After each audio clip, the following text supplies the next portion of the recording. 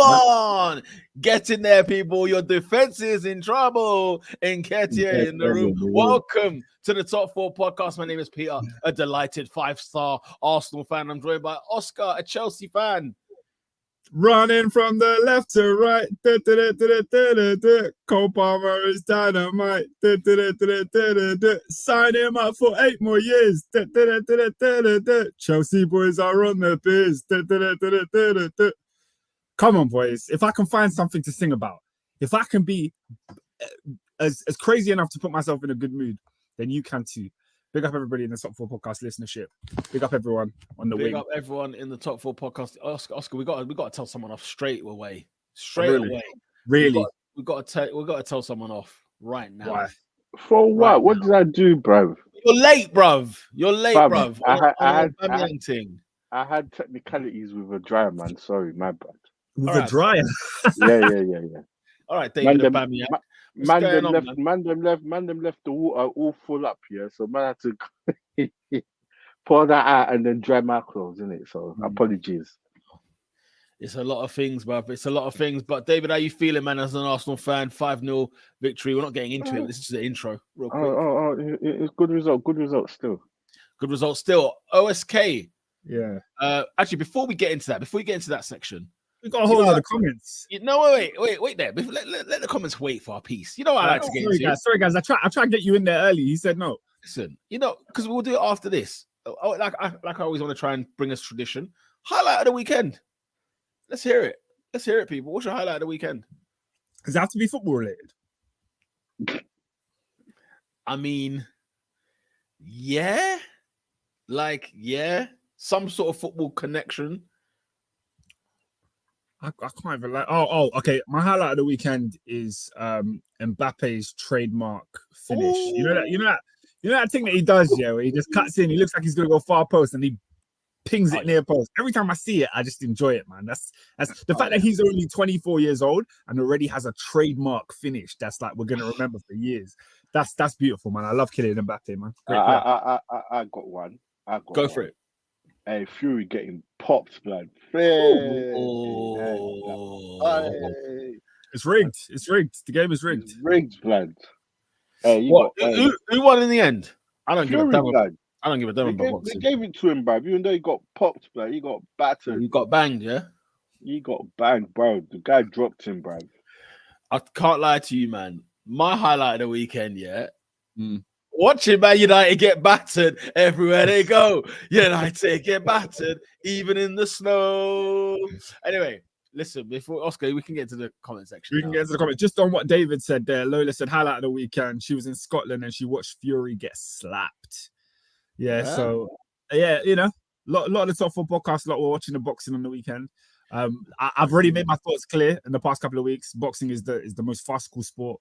It should be taken out of the top lists now. It should be down there with like badminton and all them sports that nobody cares about. Then? It's a farce. Boxing is a farce. Come on. Last week I was talking about YouTubers boxing. This week I'm talking about Francis Ngannou just coming in and knocking down the heavyweight champion. Get out of it. The sport's a joke. Could you imagine if like a celebrity just said, "Yeah, I'm gonna face Federer in a match, 3 sets." Yeah. What's gonna happen? You're not winning a point. You're not winning a single point. So how on earth are civilians walking into the boxing ring with heavyweight champions? Come on, man. Get out of it. Yeah. Joke of the sport. Yeah. It's not gonna happen. Anything else there? Let me just jump into the comments straight away. We're going from the top. Big up, Mirad. He says, good evening to the greatest footballing podcast to air on a Monday night when I need an answer to the following question. Why is your defense in trouble?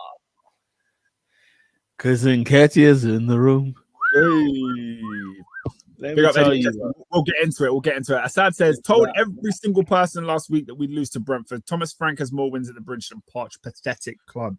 Hey. Yeah, bro. I was right there with you, bro. I didn't have much confidence going into it, and I stinker. We all saw what happened. David says, big up Top 4. Hope everyone is blessed. I hope you're blessed, bro. I'm doing good. Tahar also says top four. Tar says League One Wes is in trouble. That is brilliant. Endo says clock's gone back. The season's officially started. Winter is here, peeps. Nah, man, I'm not with that winter stuff, right? I hate it, blood. The only good thing about the winter, or the clock's going back. You see, above me there is it's the winter ball, people. It's the winter ball, man. Is that what happened on the weekend? Was it oh my god! Did you not clock? I didn't even notice. Do you know what? Do you know one thing? What I hate about winter? Yeah, is going to work and it's dark, and then you're leaving work. It's dark, bro. Oh, man. Terrible. I don't. There's no justification for this weather, guys. I'm sorry. It's terrible. It's terrible. Lola says, "Hey, Oscar, how's Chelsea?" Sorry, my Siri is talking to me. You're one of them. As a colleague at work, he talks so loud that Siri just starts popping off on his watch. It always pops off. That's what I reckoned. Yeah, I bet you did. Yeah. I need to turn it off. I didn't realize I was going to keep doing that. Taha says, Oscar sipping that red cup. Yeah, look. Jeez, cups with the ice. Yeah, we got the red cup. Come on. It's PG though. Nothing crazy in there. Nothing crazy in there. Just PG. Nath says, man's ducking a real comp. I don't know what that means. Oh, we're talking about Fury ducking the real competition. Yeah, for sure. Dave said, let the colonizer be colonized. What? Yeah. What? What's that in conversation with? Boxing, I think. All right. Okay. So. Good evening to everyone except those who consume straight jeans. I don't know what jeans. I don't know what's going on there. David says Ballon d'Or tonight. I'm gonna be honest with you. Spoiler alert. We don't care. From when Fabrizio, listen, my man is tweeting on the Friday that Messi's gonna win the Ballon d'Or on the Monday. Nah, I'm done. Why does he know that? Why is he giving out spoilers? Why does he know that? Oh, yeah, that's a stinker. Why does he know that? Listen, keep it a buck, yeah. Haaland is unlucky because the year Messi wins the year he has the greatest year of his life, Messi wins the World Cup. It's a stinker. Haaland should win the Ballon d'Or, but it will be Messi for the World Cup. Lola says, but he has to for completing football. Yeah, no, listen, it is. Yeah, that's what I'm saying. He's unlucky. He's very unlucky. Hey, Ballon d'Ors is crazy. Lola says 5-0 was nice, but it was Sheffield. They haven't won a game and they're bottom. Let's be guided. Fair enough. Murad says, Peter, I have an agenda for tonight. Are you ready for the agenda, guys? He said, it's nothing to do with Arsenal, but it's something to do with Arsenal. Okay. Oh, I'm intrigued. I need Robin here for my agenda. I need Ernest too. Okay. Half of that, I'm going to have to let you down here. Robin is not on the show tonight. For anyone that was here for Robin's rants, you're not going to get it tonight. Ernest, potentially later you'll get Ernest, but no Robin tonight, unfortunately. And so I listened to the first ever Top 4 pod. Why was there 150 man in the studio? Where's that? Where's that? I remember that. It's on YouTube. It's on SoundCloud, I think. YouTube. It might be YouTube still. I think it's on SoundCloud. No, the first ever. Yeah, I remember there was Bear Man in the studio, to be fair. Right, we had like we had friggin' Jude. There was Bear Man, blood. It was Bear Man. I think Michael was even there. Your brother. I think Michael was there as well. Right. Flipping, I'm gonna have to. That's a throwback. I'm gonna have to listen back to that. Was that any good? Do you know what I mean? Yeah, that's good, man. What was it say? I can't imagine it being great. I think it might be rusty. Man are talking over each other and that. I don't know. Murad says, I need Robin here for my agenda. I need Ernest too. I'm sorry, bro. I hope they get here as soon as they can. Nath says, I can't believe they're giving that Argentinian drug cheat the Ballon d'Or. If I'm Haaland, I don't even accept whatever BS award they try to give me. Oh, goodness me. That's a bit aggressive, isn't it? Nath, he's the greatest player to ever play the game. Nathan, bro. Relax, guys. Crazy. PR, talk to us. Where are we going? Listen, I'll tell you what is crazy. Thomas Frank having more wins than Pochettino at Stamford Bridge. Let's get into it, people. Okay, Mr. Oscar, the bee. The Chelsea boys got stung by the bees. Chelsea 0, Brentford 2. I think it's normal service resumed. What do you reckon? Yeah, I don't think we saw anything different from what we've seen recently. It was such a frustrating game. Chelsea dominated the first half for a long period of time. You got man like Cole Palmer, 21 years of age, yeah, dictating play, pulling strings, telling players where to be, like the only bright spark for Chelsea in that game. We created a bag of chances, a bag of chances. But at the end of the day, it's just same old Chelsea, innit? You had players like Cucurella missing easy chances, Sterling not converting, Nicholas Jackson. Guys, if I speak on Nicholas Jackson this week, I might pop a vein in my head because this guy frustrates me so much.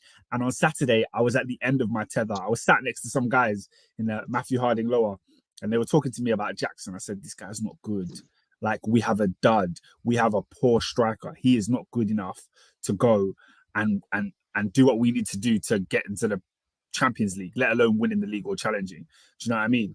Chelsea need a striker that can score 20 goals. Chelsea need a player that can score 20 goals. Like, I feel like having a goal-scoring striker is good, but should also be accompanied by at least a midfielder or a winger who can score goals. Chelsea have none of those three things. None.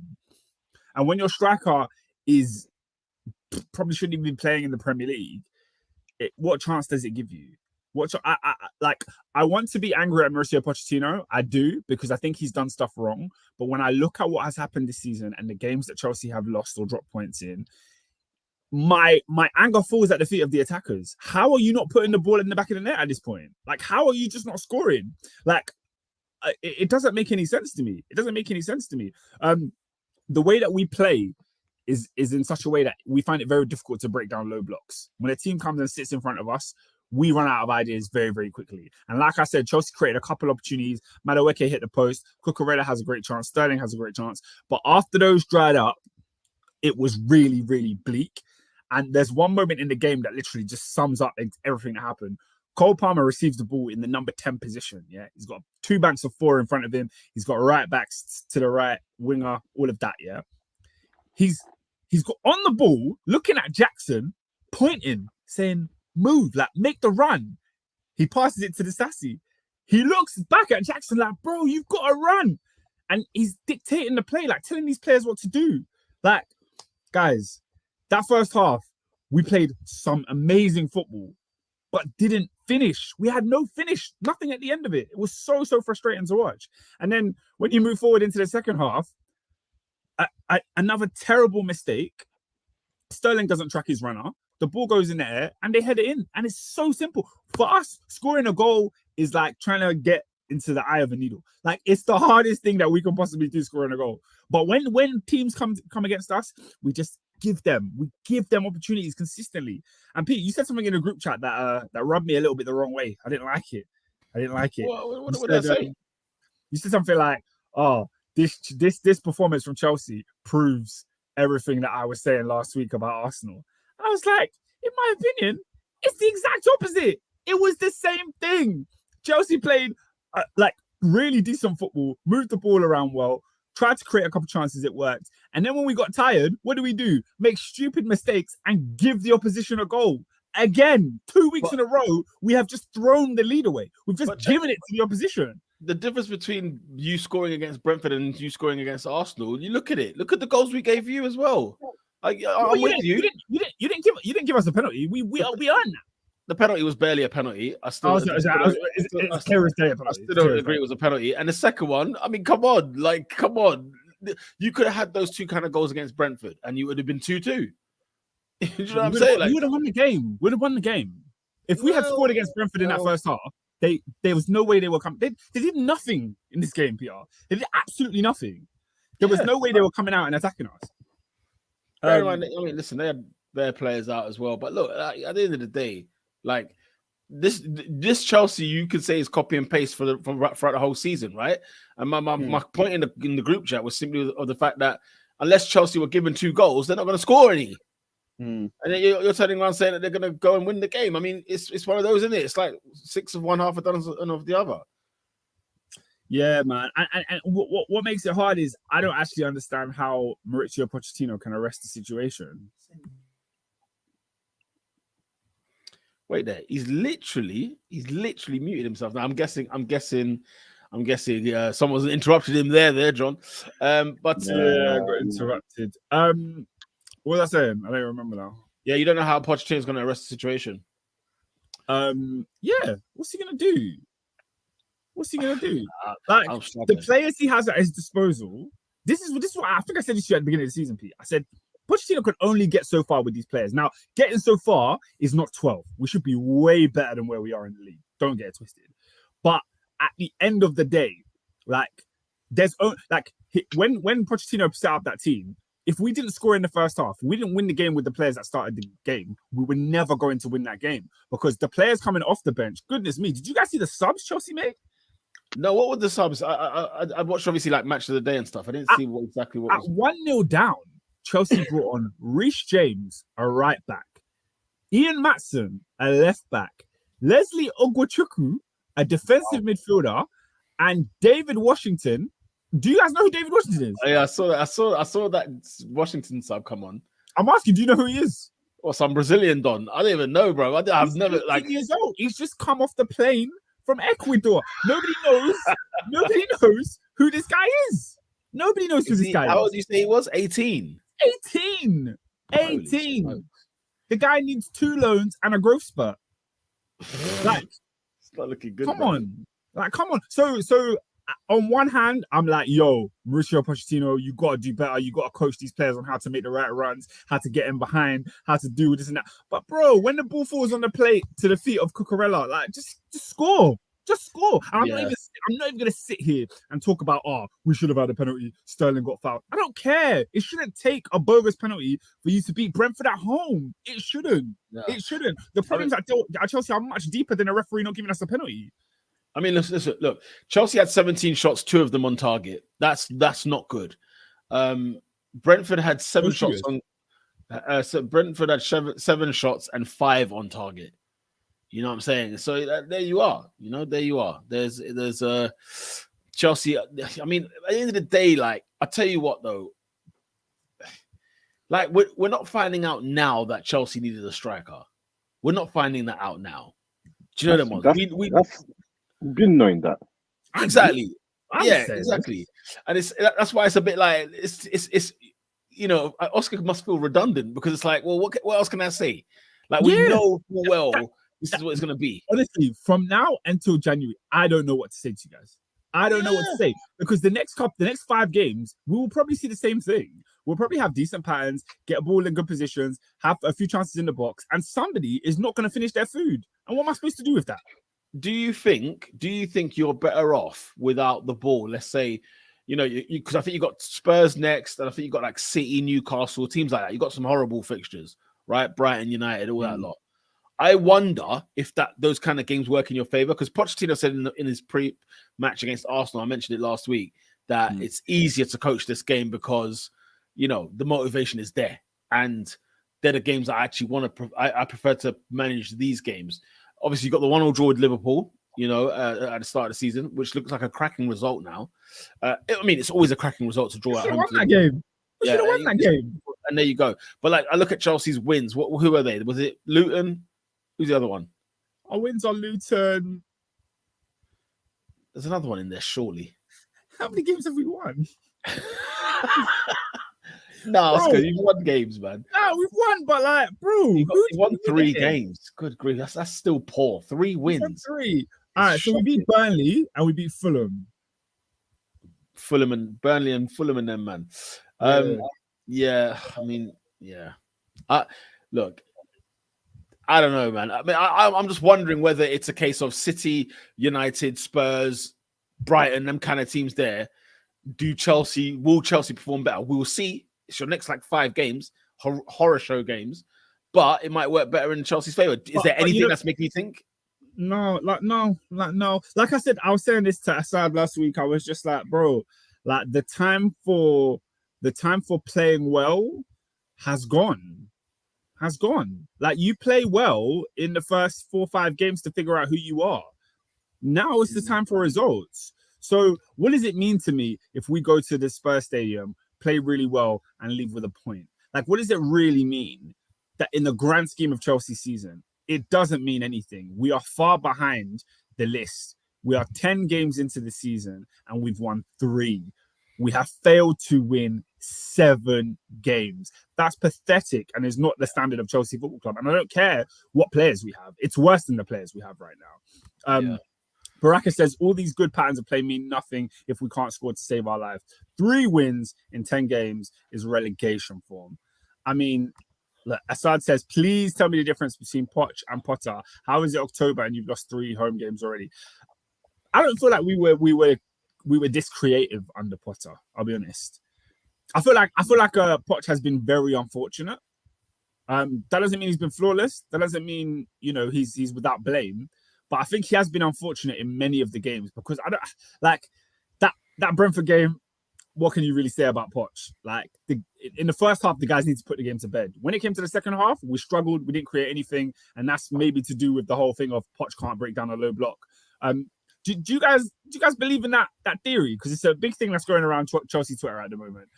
Pochettino has never been able to understand how to unlock a low block. And what you were saying, Pete, about him talking about Arsenal and talking about Spurs and all these big games, I think he likes to play in those big games because the onus will also be on the other team to try and win it.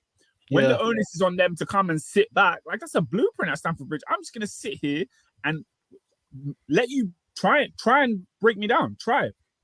Yeah, no, I don't know. I mean, the Chelsea Twitter space obviously will be different because obviously you lot are watching your team in and out every single week, and you will always analyze your manager. But this was a talking point before the season started. People were saying that based on his time at Tottenham and PSG, this is something he struggled to do. Because you guys have created chances, though. That's the thing. Yeah. I don't think I never thought of Pochettino ever struggling against certain teams because they have a low block. If anything, with his Spurs side, he dispatched those guys. Do you know what I'm saying? What always came to the crop was that when it came to the big game, when you're playing Man United, you're playing City, you're playing Chelsea, they always fell.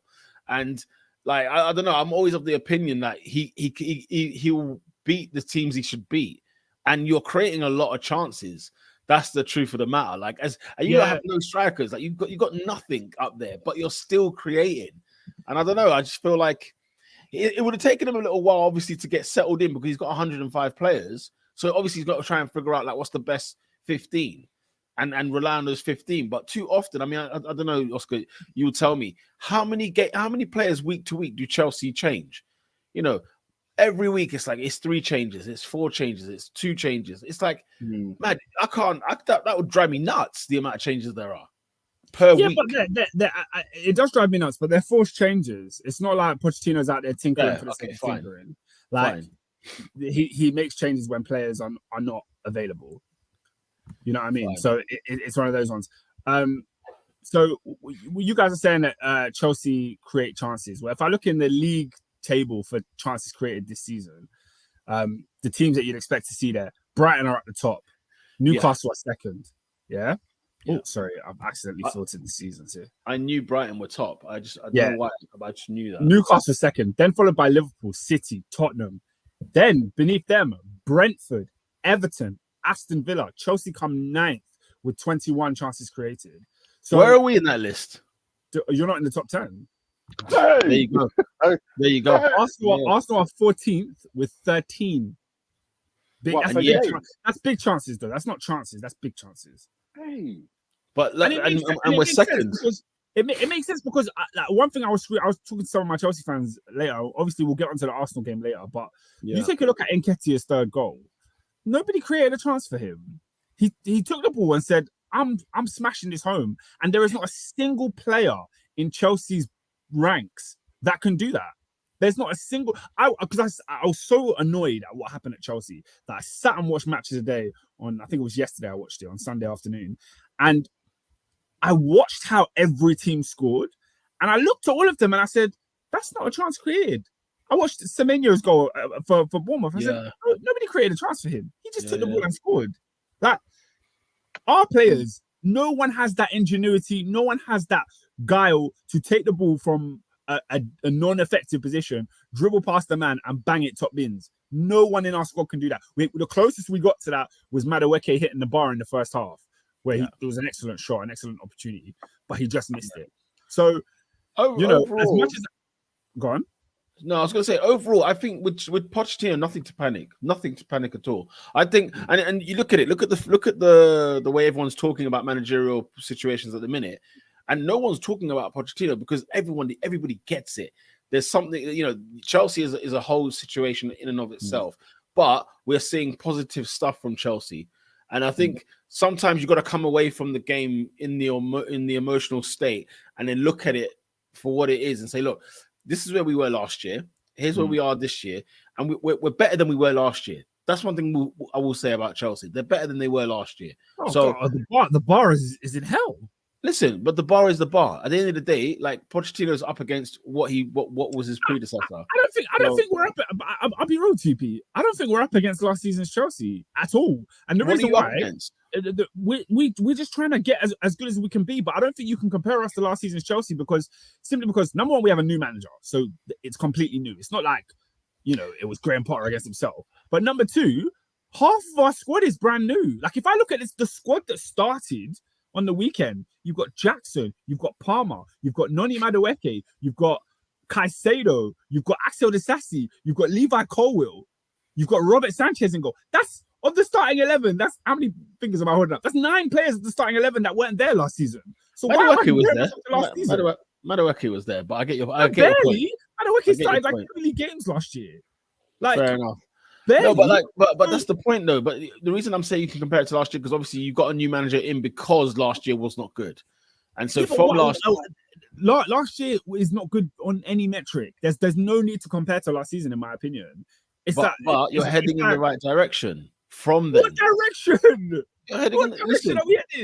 One thing you can definitely say is Chelsea Chelsea are taking over the ball. They've got all the percentage of the football. They're creating the chances. Okay, they're not putting them away, and they're getting sucker punched. What's your response to? Sorry to cut you, bro. What's your response to Assad's comment here?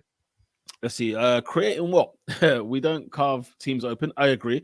It's messy chances. Sick and tired of this chances created narrative. 2 shots on target at home. Yeah, but you had 17 shots, and I get your point. You didn't carve teams open. I understand all of that. But this time last year, Chelsea were not doing this. And at the end of the day, I know, I get it. Like you don't want to compare last year, but sorry, you have to. The reality is you're only as good as your last result. This is what Chelsea are, and really and truly, I know they're still what are they still bottom half? I don't know if you're 11th or 10th or whatever the case may be. At the end of the day, it's like Pochettino is going to get you to where it's going to get you in the European football places for sure. He'll get you there eventually, but he needs time. It's not like he's failing or he's he's not impressive. He's got a lot of work to do. And he will get that job done. He'll get it done. I think I wouldn't worry. I would not worry if I was a Chelsea fan with Poch. Definitely not. I'm just having to be patient and watch the clock go down and down. I just need that clock to keep going so I can blink and be at next season. Next January, for example. Assad says better than last year. How we have less wins. We had 6 in the first 10 of last year. Obviously, it's not just about results, isn't it? It's not just about results, though. He's also made another point that's also not about results. He said last season Chelsea were dominating games and losing under Potter. I swear we were. It's the same. If you think it's the same as Potter, then okay. I don't think it's the same as Potter. I'm more in agreement with you, Peter. I think Chelsea are playing much better. But I know who Chelsea are. I know what the board is. I know what's going to happen. If Mauricio Pochettino does not pick up the wins, the performances won't mean anything, and he will get the sack. This is Chelsea Football Club. At the end of the day, the circus continues. So I need him to get some results. And the game's coming up, bro. When I'm looking at Spurs, Brighton, United, City, I don't see where the good fortune comes. I don't. And I would not be surprised at this juncture in the season to be saying in the new year, we're ringing in the new year with a new manager. I would not be surprised at all because you cannot squander chances. Bro, it's Brentford at home. I'm not asking, like Arsenal was one thing. Brentford at home is another. You the same Brentford lose these games. But it's the same Brentford who's beaten you 3 years in a row at Stamford Bridge. Yes. This is probably the best result of the 3. What do you mean? As in the scoreline, as in it wasn't as bad as the last 2 years. I don't remember what we did last year. There was a year, I swear you lost 4-1 one year. Yeah, I remember that one. And then you lost, I think you lost 3-0 last season. I don't know. I don't remember last season's one. I remember the 4-0. I don't remember last season. Mirad says, heading in the wrong direction. Chelsea will need to drive the team bus down the wrong direction on the M4 to earn 3 points. That was really good. That was really good. That was very good, actually. Yeah. I didn't clock it too late. I got to the end of it. I thought the M4. What's the catch here? Yeah, I didn't get it. Baraka said, "We are not clinical up from." Okay, I think that means up front. Top 10 is chance creation, but somehow we'll struggle to score. The issue is beyond Poch at the moment. Yeah, I mean, those teams that were at the top of the chance creation are the teams that score the most. We are. Nave says Chelsea are in football purgatory. Lola's saying Disasi right back when he's not even levels at centre back. I think that's harsh. I think Disasi's a good centre back. Right back, no, not so much. Murad says these were the games that I spoke of when I was last on the pod that would cement Chelsea in a relegation dogfight. Yeah, man, it's not looking good. It's not looking good. It's not looking good. Wow, that record's mad still. But you got win out there, don't you? I don't remember. We didn't win there last year. Last year we drew. The year before we won. Assad says, Oscar, I'm taking Batsman over Jackson. Batshuayi gave me a good goal to game ratio. Nah, man. I mean, I liked Batshuayi for a period. I've never really grown towards Nick Jackson. But what we're doing here, we're comparing dog poo with cow poo. Like it's just not good enough. It's just not good enough. Lola says good isn't the same as levels.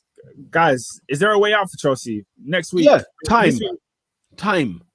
That's the only thing that's holding Chelsea at the minute. Time, transfer windows. I know, even still, I know that, but they definitely need a centre forward. We know this. They need, Mm-hmm. and even the chance creator, because they can still get an attacking midfielder who creates chances at regular or creates chances out of nothing. Or when you are playing a team that is low blocking, I've got an eye of the needle pass that's going to split them open.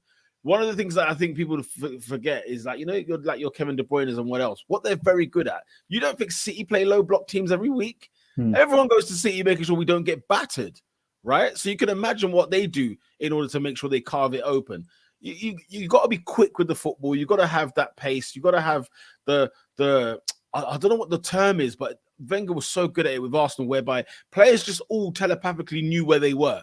Like, because all never used to have to look to send the ball somewhere. And it was like, how does he know he's there? How does he know that that's going to work? And that takes time, that takes training, that takes, X, Y, and Z. As long as this, the only thing I would be concerned of if I was a Chelsea fan is simply this, is Pochettino changing his tactics in training? Because if he is, that's a concern. If anything, you want him to get that foundation firm. Like, you have your principles, you have your philosophy, you have your way of playing. You want to cement that to the players. They're young, so they're still impressionable. The brains are still soft. They're gonna mold into the kind of football that Poch wants to be. That's what Poch wants to see. Because it's not just about results at Chelsea at the moment. It is about having a. Let us be a version of City, a version of Arsenal, a version of this year's Tottenham, whereby everybody knows how they play. Brighton, Villa, everyone knows how they're playing. So, yeah, the way out is time. Simple for me, in my opinion, with Chelsea. Yeah, I mean, I don't know where to go, man. I don't know. Assad says, I don't want to be harsh, but if Cole Palmer is our best player, we're not doing anything. He's been good, but he shouldn't be our star man. And, Pierre, what you were saying about that ingenuity, that one little bit of creativity, like this guy, Cole Palmer, he looks like flipping Maradona out there. And that's not because he's that good. It's because the players around him are just not on his wavelength. They're not. Like, but Oscar, exactly. He's look at his language. He's been in the City school for how many years? Yeah, bro. Them way there. And don't forget, he got games for City in the senior team. He was playing at Brampton Manor, and they brought him to Peckham High. I don't even know if Peckham High is a thing, but yeah, yeah. Yeah. Yeah, man. Yeah, big up Nath, man. Nath says Chelsea need a Samaritans meeting. I agree, man. I agree. Samaritans meeting. I agree. Assad says, watching what Ange is doing at Spurs with less resources is making me even more angry at Poch and Chelsea. Well, I mean, you can say less resources, but I'm sorry, Chelsea don't have a creator better than Maddison, and we don't have a goal scorer better than Son. And at the end of the day, those are the players that are winning the games for Spurs. You know what I mean? In all other areas, we're fairly similar. So I'll go as far as saying, when we play Spurs next week, if we have a way of nullifying Son and putting, I don't know, Caicedo on Maddison, then we have a good chance to get something out of that game. So, yes, we have. Wild? You could say we have a better squad. I mean, I don't even know if that's true. But at the end of the day, the vital part of the pitch is somebody who's putting the ball in the back of the net, and that's what we do not have. So, there you go. I guarantee you this. Maddison will finish on more goals than any Chelsea player this season in the league. So there you go. And he's not even going to be Spurs' top goal scorer. Damn. Oscar, can I say something wild? Yeah. Mandem and Galdem. Yeah, you heard it here first. Tottenham's situation right now is the candle is burning. It's lit. It's there. But those fires get put out. You know what I'm saying? The candle will get into the wind and it will blow out. Chelsea is a bit more of a long-term, it's foundation laying. It's so that any truck, any car, any vehicle can go on that road. The foundation is laid and they'll be fine. I think Tottenham will burn and I think Chelsea will thrive. Not maybe this year, but the long game is Chelsea will come out the other end of that tunnel. And when they come out the other end of that tunnel, it's going to be a similar thing with Arsenal where Arsenal were in the mire. We were in the frigging coals, 2-3 seasons ago. But now look at us. Now it's just like we were good last year. We were phenomenal last year. And yet we're still here. We're still here. Like we're here again. So, and if you think for a second aside that Spurs are going to finish above Arsenal. Yeah, that's you're smoking Buju Banton, mate. You're smoking Buju Banton. Of course. Oscar David, nobody fears Spurs at the top of the league. You know, like normally if City were top of the league now, we'd be like, all right, cool, it is what it is. Liverpool up there, there's credibility. Arsenal up there, all right, you got to come and chase us. Nobody's even thinking about Spurs at all. You know, when Arsenal play matches, when Man City play matches, and when Liverpool play matches, they're just thinking about each other. Those three. They're not even thinking about Spurs. They know this candle will burn out. Let's move on. Unless there's anything more you want to say on Chelsea before we cut. That says Tottenham are not to be messed with. Respect God. Every year. We've got one every year. And this year is sad.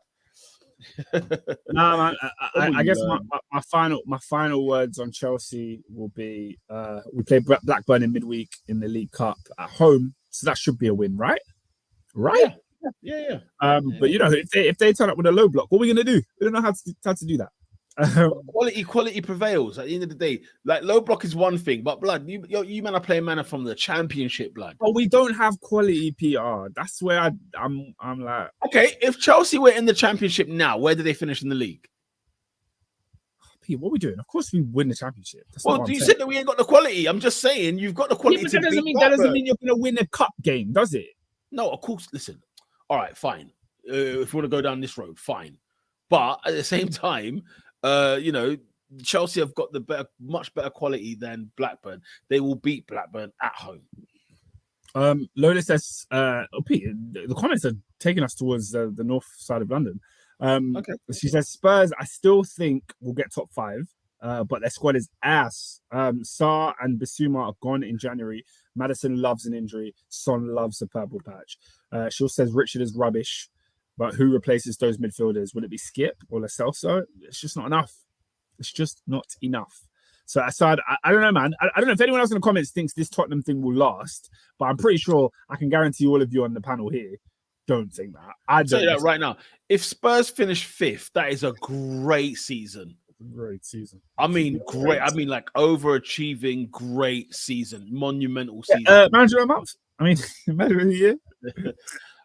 If Spurs finish 5th, is he the manager of the year? Where did they finish last year? Sorry? Where did they finish last year? Like 8th, I think. They're not in Europe. I think they must be 8th or 9th. They're not even in Europe, bro. They finished behind Villa and Brighton and them, man. So, at the end of the year, Spurs ain't finishing 5th. Right. let's go. I'll tell you what. Let's stay in North London though, yeah. Because David, Arsenal FC, 5-0 victory against Sheffield United, against the Blades. And yeah, man, Arsenal, I think this kind of win was coming, wasn't it? We were due a thrashing. We were due, something where, we had a little glimpse of it at PSV in the Champions League. But now we've got actually, something to show for in the Premier League. Best performance of the season so far? What's your thoughts? Talk to me. Listen, it's a good result. Sheffield United, bottom of the barrel. A damage is expected. Yeah, but what I would like is just some balance, please, from the Arsenal fan base, please. Just balance. Yes, 5-0, 3 points collected. Cool. Now to say, I see now the agenda, Eddie Nketiah, they're the best number 2. Only ahead of him is Darwin Núñez, Alvarez. Like, guys, relax, yeah? If you didn't score this hat-trick, you would have played 10 games. How many goals in the league? 2. Yeah? Now he's got 5 in 10. It looks a bit good, didn't it? But since he's been at Arsenal, Peter, how many goals do you think he's scored? He's most in the league. In the league, probably about 4. Which is 5. 5. Last season, how many games did he play last season? Must have played quite a few, a good 20 maybe. He played 30 games. Damn. Not start. Yeah. I don't know. How many goals, please? What did Eddie get last year? I only remember 2 against Man United. I'm struggling. He must have got I'm gonna say 4. 4. That's 4 correct. Goals. You got 4 that goals. That is correct. Can I just ask for? That's all I request. Yeah. I'm not going to go to the parade if we win the league. That's no problem. I just need some balance, please. Yeah. Some balance. The truth of the matter is this, yeah. Like, at the end of the day, we know the quality that you need to be an Arsenal, even a number 2, number 9, right? You need to have that quality. Like, you need to have that quality. You know what I'm saying? And the truth of the matter is this, right? Eddie has got other attributes to his game that he's actually developed and grown. Because before he was just like not even a fox in the box. I always thought of him as a good finisher, like in the youth academy and stuff like that. He's always somebody he always had strong legs, like, you know what I'm saying? He was always like powerful goals and whatever. And that was it. Like, he was just a typical striker. All I care about is scoring goals. Whereas many games last season, and I remember the year before, where he was having to do a job, if you will, and would succeed in doing the job. You know what I'm saying? Because it was a different kind of game we were playing. It was a different kind of Arsenal. It was a different kind of team we're up against. He's not going to be... Listen, Mikel, I think, is very clear, and he's shown us very clearly the kind of striker he wants. He doesn't, in my opinion, I don't think he wants the Erling Haalands, the Aubameyangs of this world that we, like, for example, had, where he's got rid of him and felt no way. When you think about Jesus, you don't think about goal scoring with Jesus necessarily, right? And you might say that's not good for us, number 9. But his type of striker, it's almost like Pep before Haaland, where his type of striker had to be this kind of particular mold. I don't know what the word is, but it seems like, I'll be gobsmacked if we went and bought a striker in January or in the summer. I'll be gobsmacked. And if we do, I'm paying attention to what type of striker that is. Because if he goes for an Ivan Toney, or if he goes for like a lethal number 9, I'll be like, oh, okay, fine. Because Pep has changed his sort of mind as well and bought Haaland, right? But with us, it seems like this is not the way that he wants to go down. He wants to go down a different road. And, facilitate. I mean, whatever the term is, we attack as a unit, we defend as a unit. Martinelli gets 15 goals, Saka gets 15, Odegaard gets 15. It seems like that's the way. And the centre forward can get 15, between 10 and 15, whatever the case may be, up front. So, man, we play different, David. Unfortunately, I know you like that killer. I like that killer more than most, right? But I genuinely think the mold and the way to which he's going is slightly different. I don't know. But see, my thing is, yeah, I know we'll get onto the City game later on, yeah, but if the wingers are not winging, then the defense is sussed out. Odegaard needs to show up. I'm sorry. through the middle, he needs to. And I know he didn't play, but yeah, I'm thinking head ahead, innit? I'm okay, cool. Let's get to January. Let's see what I'm going. Like when games get tight, sweaty bums and all that, man. Interesting that he didn't play in it, and we scored 5. I thought that was interesting. Bear in mind, it's Sheffield United. Yeah, I think I'm looking at another game. I'm gonna try and see if he started this, because if he didn't, then that's quite interesting. That's all I will say. But yeah, no, look, you're bang on. You're bang on, and yeah, if the wingers don't wing, we're in big trouble. Yeah, like we know that type of thing. So, and then we go to 4-2-4, and then we're just getting there. Nah, man, that's bait. That's not it for me, mate. Yeah. Odegaard did start against PSV. I was looking at the PSV lineup, and I thought, hang on a minute, we got a 4-0 at PSV. Who started? But yeah, he did play. In fairness to him, he did play. But yeah, no, listen, talk about the game, man. Look, we won 5-0. We did beat Sheffield United, but this is the thing I don't like when they say it's Sheffield United. Because if we win 2-0, we expect to win the game, and you know what I'm saying? 3 points against a lower league team. But a 5-0 victory is impressive no matter who you're playing against. 5 is good, man. 5 is good.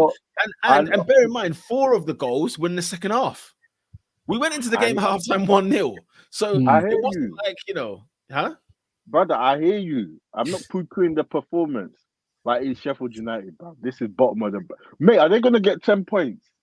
This is how bad this team is. Yeah, do you know what? Yeah. You have to beat who's in front of you. Do you know what I mean? I'm not poo-pooing the performance. But do you know what I'm going to poo-poo is, yeah? How was Havertz? How was Havertz this game? Peter? Yeah. Peter? How was... Speak on it. Yeah. Did not impress one bit. How as an attacking player do you not impress in a 5-0 win?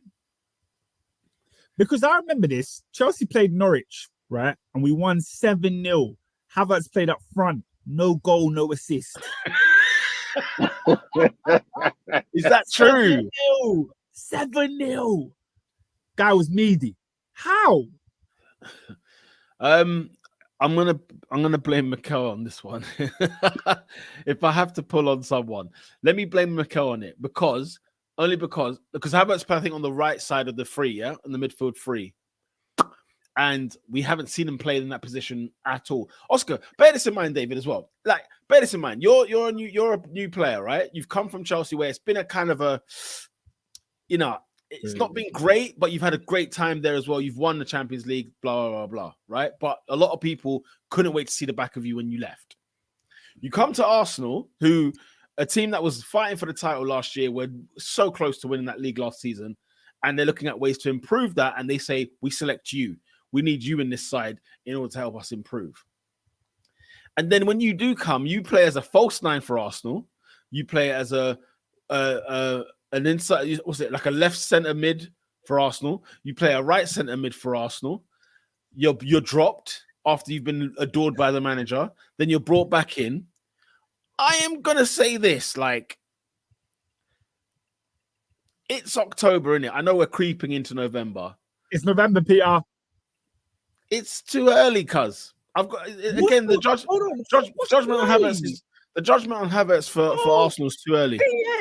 BS, Peter. That's not true. That's not true. I believe he'll come good. Should be your opinion. I'm sorry. This guy's been in the league 3 years. Yeah. Your opinion should be your opinion. Now. Do you know what I was gonna say? I believe that he will come good. Do you know? I don't even believe what I just said. You don't believe that. No, you don't believe that. And I'll forgive you because it took me a long time to get there too. But you don't believe that. Because I'll be honest with you, it was. But you know what? Yeah, you know what though. I know Havertz is gonna get highlighted here. Did you not see Emil Smith Rowe? He played the game. He started the game. Yeah, I heard. I just started. Yeah, what happened? So just yeah. Was he in stride? Yeah. You know, we love the Emil Smith Rowe stride. We got a glimpse. Obviously, he set up one of Eddie's goals, right? Like we got the glimpse. But I love the way you've diverted from Havertz, but I want to take it back there. I'm trying to go back there. You mentioned the fact that he's already come to Arsenal and we're 10 games into the season. He's played 3 different positions. Now, I remember when that was the case, you know, he came to Chelsea initially under Frank Lampard. Lampard was scrutinised for playing him all over the place. Then on Tuchel came with a bit more weight. We respected Tuchel a little bit more. But again, Tuchel played him in different positions. Same happened under Potter. So now he's gone to Arsenal, the manager who sought after him, the manager who wanted him. At what point are we not just looking at you and saying, brother, where are you? Like, what is your position? He doesn't know. Listen, look, some players can go into the team and they fit like a glove and off they go. Jesus, right? He came into the club. Trossard, they've come into the club. Off we go. You know what I'm saying? I picked up where I left off. But I remember this. Here's where I hang my hope on. Oscar, I remember Martin Odegaard when he joined Arsenal, blood. You lot remember how I was when he joined Arsenal, blood. When he wore number 11. I remember number 11 for Arsenal. Right? Right? What we saw last weekend was what he was when he first came to Arsenal, okay? When he was wearing that. No, go back to number 11 pandemic Martin Odegaard, guys. Oh, scenes of unbelievable emotions. I'm holding hope, but the thing is, when you're playing Sheffield United at home and it's still like this, that's a concern. You know, we go to West Ham midweek away, which I think both teams will play a bit of a weakened side. How will you perform at West Ham? You know, we go to Newcastle on Saturday away, and it's, are you ready? Are you ready for the crunch? You know, we've never had, what's annoying is we've never had, what does a good Kai Havertz look like? You know what I'm saying? So, look, Odegaard had never played in the league. Kai is a seasoned vet. It's a great point, but, you know, again, I think Chelsea and Arsenal play two completely different ways. Oh. Yes, again. But that's true, though, isn't it? You just mentioned Brighton and Leandro Trossard coming in, and you just mentioned Gabriel Jesus coming in, and you know how many new signings have you had that just walk into the team? Now you're talking to me about Chelsea and Arsenal play completely different. Havertz didn't even adapt to Chelsea. So what's he adapted exactly, to? Well, there you go then, and he's had 3 years in that training camp. There you go. There you go. But what was his best position at Bayer Leverkusen, which none of us are playing him in. Which none of us played him in. What's that position, Peter? It was the what we call the shadow striker, the Dele Alli role. As you don't think he played that at Chelsea? He did, man. I don't think he's played behind the centre forward at Chelsea. No, he did. I didn't remember him being the. You know that the old school. You know the 4-4-2. Yeah, you had the number 10 and number 9. I ain't seen him play that number 10. Okay. Endo's asked me a question. Yeah, he said, "Why is Oscar so angry?" And I said, I didn't say anything, but the reason I'm so angry is because you guys watch this podcast. You know who Peter is. When Peter has an opinion on a player or a manager, it's early. It's not like it takes him 8 to 10 weeks to figure out what he thinks. Yeah. No, he told us straight away what he thought of Ten Hag. He told us straight away what he thought of Edouard Mendy. He tells us straight away his inclination on a player. But with Havertz, it's as though he came from Bayer Leverkusen yesterday. The guy came to the Premier League in 2021. But Oscar, don't you think I'm within good reason to be that pandemic? Oscar, aren't I within good reason to sort of wait? Because I've watched Fabio Vieira come and people thought this guy's finished and he's actually turned out to be pretty decent. Vieira was never afforded the opportunities that Havertz has been afforded. Never. Sure. Well, okay. Fine. Fair. How many games has Havertz started in a row? Has Vieira ever had that in a row? No, sure. But like, for example, what's my man's name? Martin Odegaard. Same thing, right? He came in and it was about like, are we sure? Are we not sure? Do you know what I'm saying? No, he wasn't good in the pandemic. He weren't good. I was calling him glue back then, man. Haters weren't there. Haters weren't there. I was calling him glue back then. That's the thing for me. Like, you know, 10 games, and I don't think he's played all 10 anyway, but like 10 games, right, in his Arsenal career, in his Arsenal first season, I'm holding fire, blood. February, I'll give you my verdict. February, I'll give you my verdict. You're holding fire after 10 games. Say again? You said you're holding fire after 10 games. Peter, you came out at Ten Hag's head. Bro, but Oscar, that's different. That's different. And I'm adamantly clear. When I came for the Ten Hags, the Mendy's, I came with substance and reason. And guess what? I was proven right with every single one of those. Okay? So the thing with Kai Havertz is this. Do I see him changing? I don't. But I didn't see Odegaard developing the way he did. I didn't see Vieira developing the way he did. That's why I'm a bit like, you know, let me hold fire.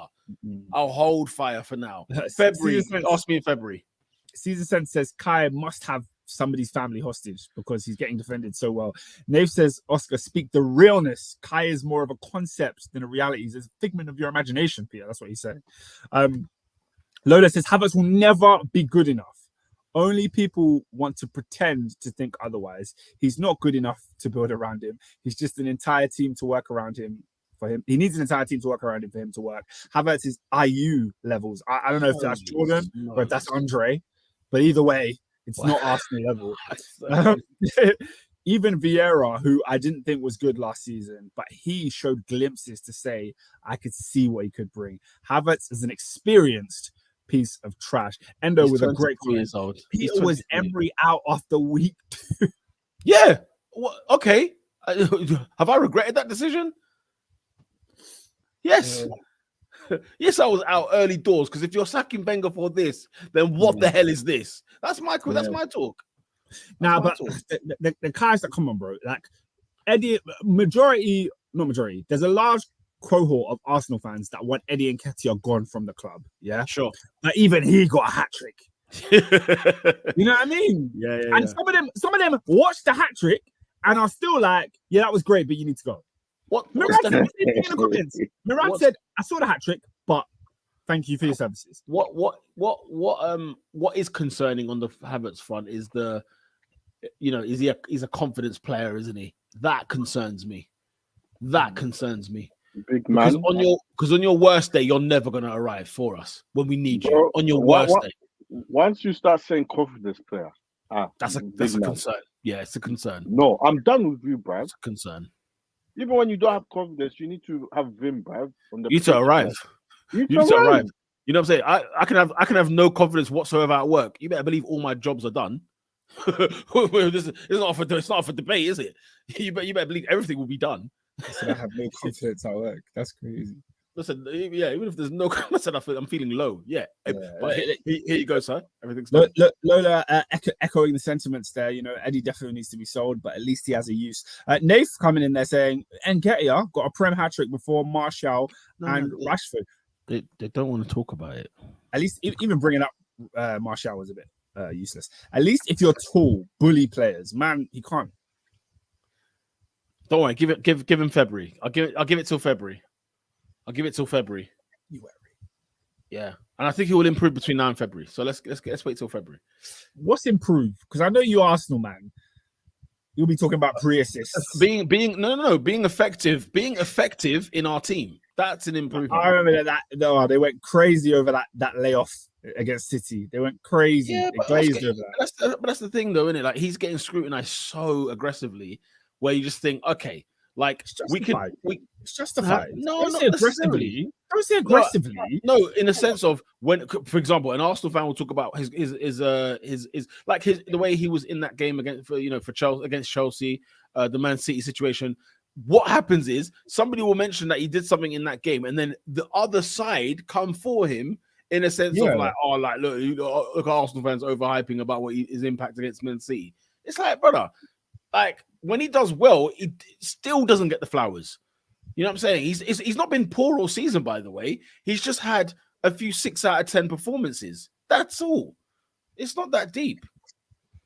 It's not that deep. It's been shocking. Lola says Kai can't bully, hardly runs, underhits passes, can't score unless handed, can't press, can't create. What can he do? Brood? Nah, man. The Kai Havertz. The Kai Havertz slander is too much. It's too much. Like Ray has made mistakes and stuff like that, right? Ramsdale's made his mistakes and stuff like that. Jorginho has made a mistake this season. Ramsdale holds smoke. Jorginho held smoke on this podcast, and there was no defense of Jorginho when he did let's deep it though. Let's deep it. Bruno Fernandes holds smoke, but what's Kai Havertz done to hold the smoke? He's getting smoked. He's not been good enough. He's getting smoked. He's been a passenger, P. He's been a passenger. I don't know. I'm not there yet. I'm not there. Apparently, Kai's had 2 above average games. I'd like to see him. What are those? Yeah. He'll be all right. They said, Peter, be honest, you're defending him so Arsenal don't sack you. Well, that's not the case, is it? That's just not the case, is it? That's not the case, is it? Havertz just needs to play up front and allow Jesus' knees to rest once the game is wrapped up. It's just his sense. Havertz is not good. This comment could have been from 2020 and 21 and 22, and now in November of 23, the comment is still there. It's the fact that I can hear. I've heard his voice saying that. Yeah, guys. Havertz is not his good. best position is a support striker behind the centre forward. That's his best position. So at the end of the day, if we're gonna rinse him for not being good in positions he doesn't play, like he's not play. You know, it's not his position. Fine, sue me. You know what I'm saying? So yeah. Anyway, Kai Havertz is City's kryptonite. Oh, do me a favor. Played up front in both games that we won. That's what he's good at. David, anything else on this Arsenal game before we move on? No, I'm done. Can I ask you something on the Arsenal game, Pete? Obviously, you know, sometimes I'm just chilling, watching matches a day, and I genuinely forget that you work at the Emirates, and I hear your voice on BBC iPlayer, and I'm like, rah! That's crazy. That's you. I genuinely just turn it on like, yo, I'm trying to watch the football. Let me see what I'm going for Arsenal. And then I hear your voice. I'm like, rah. It's mad. It dawns on me. It's actually crazy. I wanted to know, because obviously you had to do the Bobby Charlton like tribute. Mm-hmm. Yeah. So before the games, do they give you a script? Do they tell you what to say? Or like, how does that run? Yeah. So the communications team at Arsenal will have the wording. So like your PR team, like, you know, like before a statement goes on, you know, online about something, you know, whatever, press release. So that I'll get a script, and more often than not, though, let's say the FA or the Premier League or whatever, they give the same script to every single ground, and they're like, "Can you please announce as?" Especially deaths, it's usually the FA. You know, those guys get involved. It's the big hitters that get involved in that sort of stuff. So yeah, it's usually the script. And you get nervous for them ones because they're big. They're big. It's the worst feeling in the world. It's the worst feeling in the world. It's the worst. On the fly. By the way, on the fly. So I rehearsed Sir Bobby Charlton's tribute all week. I was ready. It was good. Then, 2 hours before kickoff, I was then given Bill Kenwright. And I was like, for flip's sake. And I was like, Jesus. I was like, you know, and the thing is, those two, one thing that kind of makes them easier is we weren't on TV, number one. Yeah. And the families ain't there. But when it's them ones where the family's there, bro, it wasn't an Arsenal thing. Oh my God. It wasn't an Arsenal player. Oh my God. There's one. I'm trying to remember what game. It was our head groundsman. In fact, it was our head groundsman who'd been at Arsenal for like bloody 50 years almost, right? You know, he'd passed away and whatnot. Families in there. I mean, he's a stone wall at Arsenal. Like he's one of there's a few people that everybody, if you work at Arsenal, you've heard of this guy, you've met, seen him there, blah blah. So head groundsman, right? And the family was there. All the old past like ex-employees of Arsenal came for this game.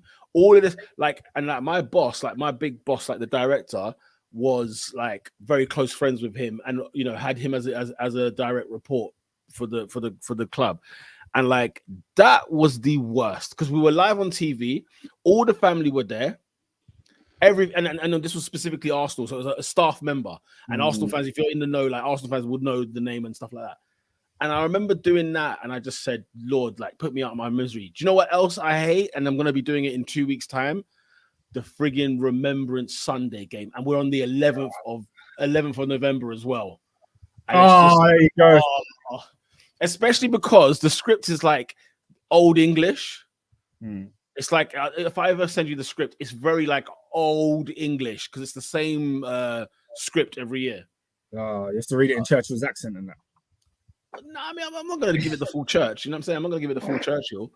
But like, you know what I'm saying? People who died for the country, the man who went to war. Like, bro, I can't, man. Then they get the whole gang in to do that as well. It's just like, oh, flip me. Oh, yeah, no, that's an intense one. That's an intense those ones. Yeah, those are the ones that I'm just like, yeah.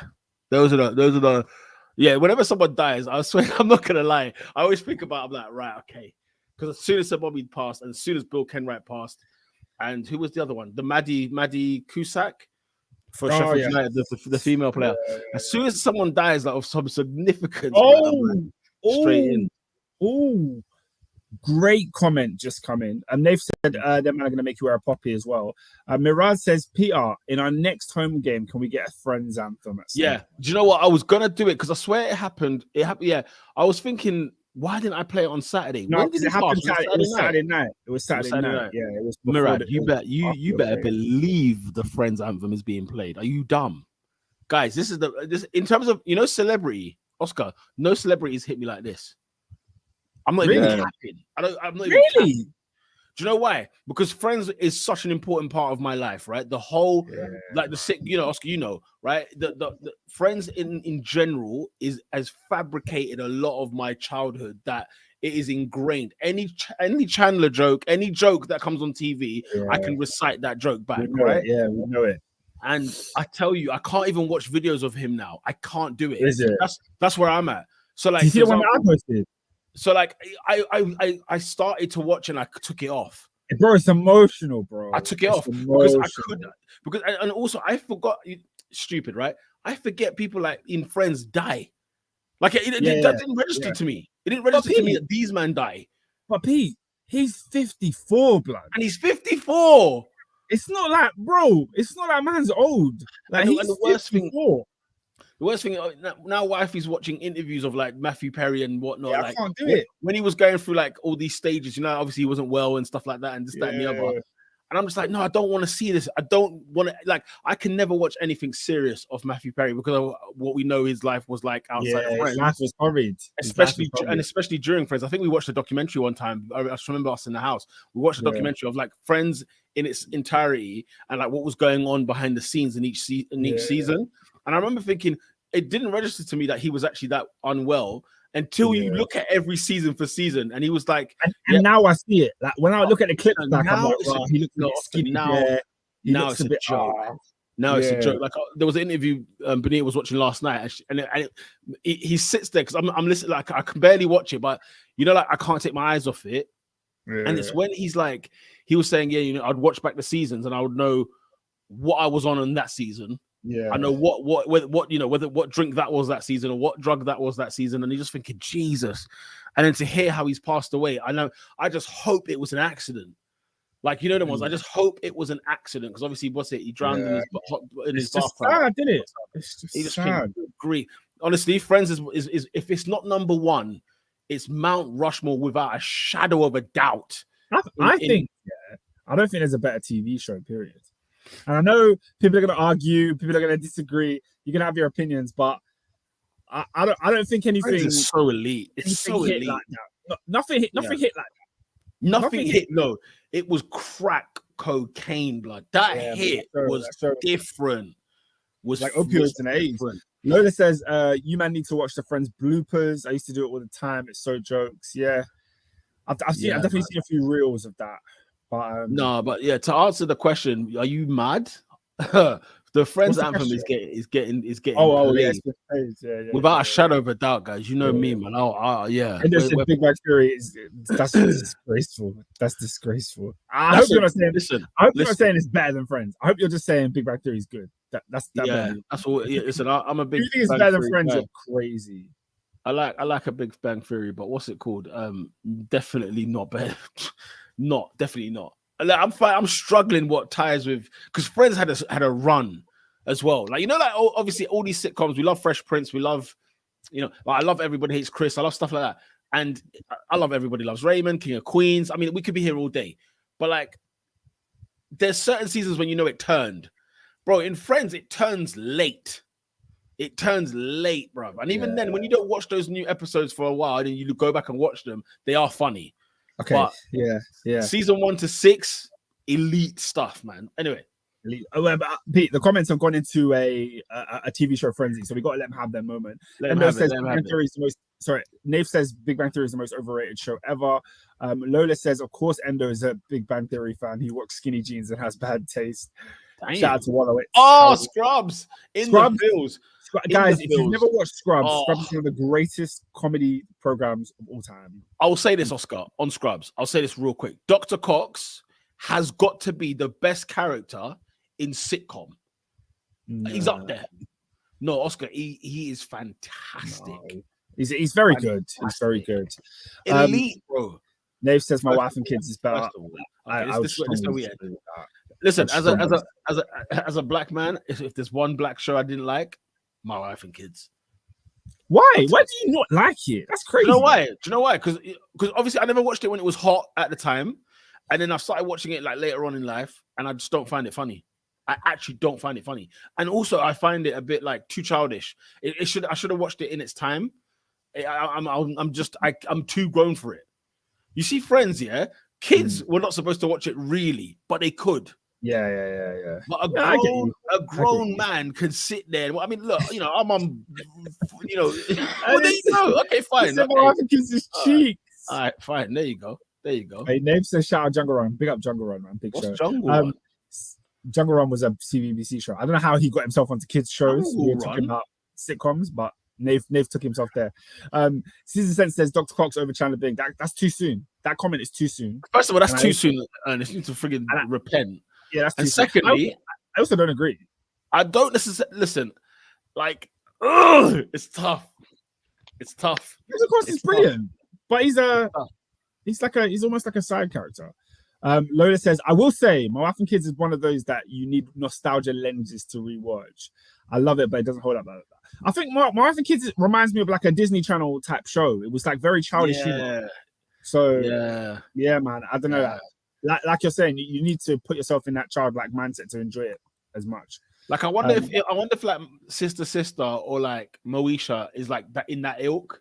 I wonder if I watched it back now. That's where I put My Wife and Kids in that realm of show bracket. Yeah, like because it's like that. It's like it was great for what it was, but I'm not really loving watching that now. Yeah, I'm talking about New Girl. Wow, turn it in, man. What the flip is going on here? He sang the theme song. He sang the theme song. That's crazy. Pete, what are we going to next? Because I think it's only right. I think it's only right. Okay, look, the main event. Should we go to the main event?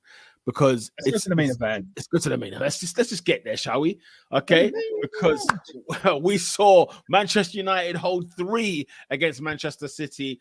Guys, let me kick things off real quickly with a few stats. Okay, Ten Hag's win percentage at Manchester United is 50%.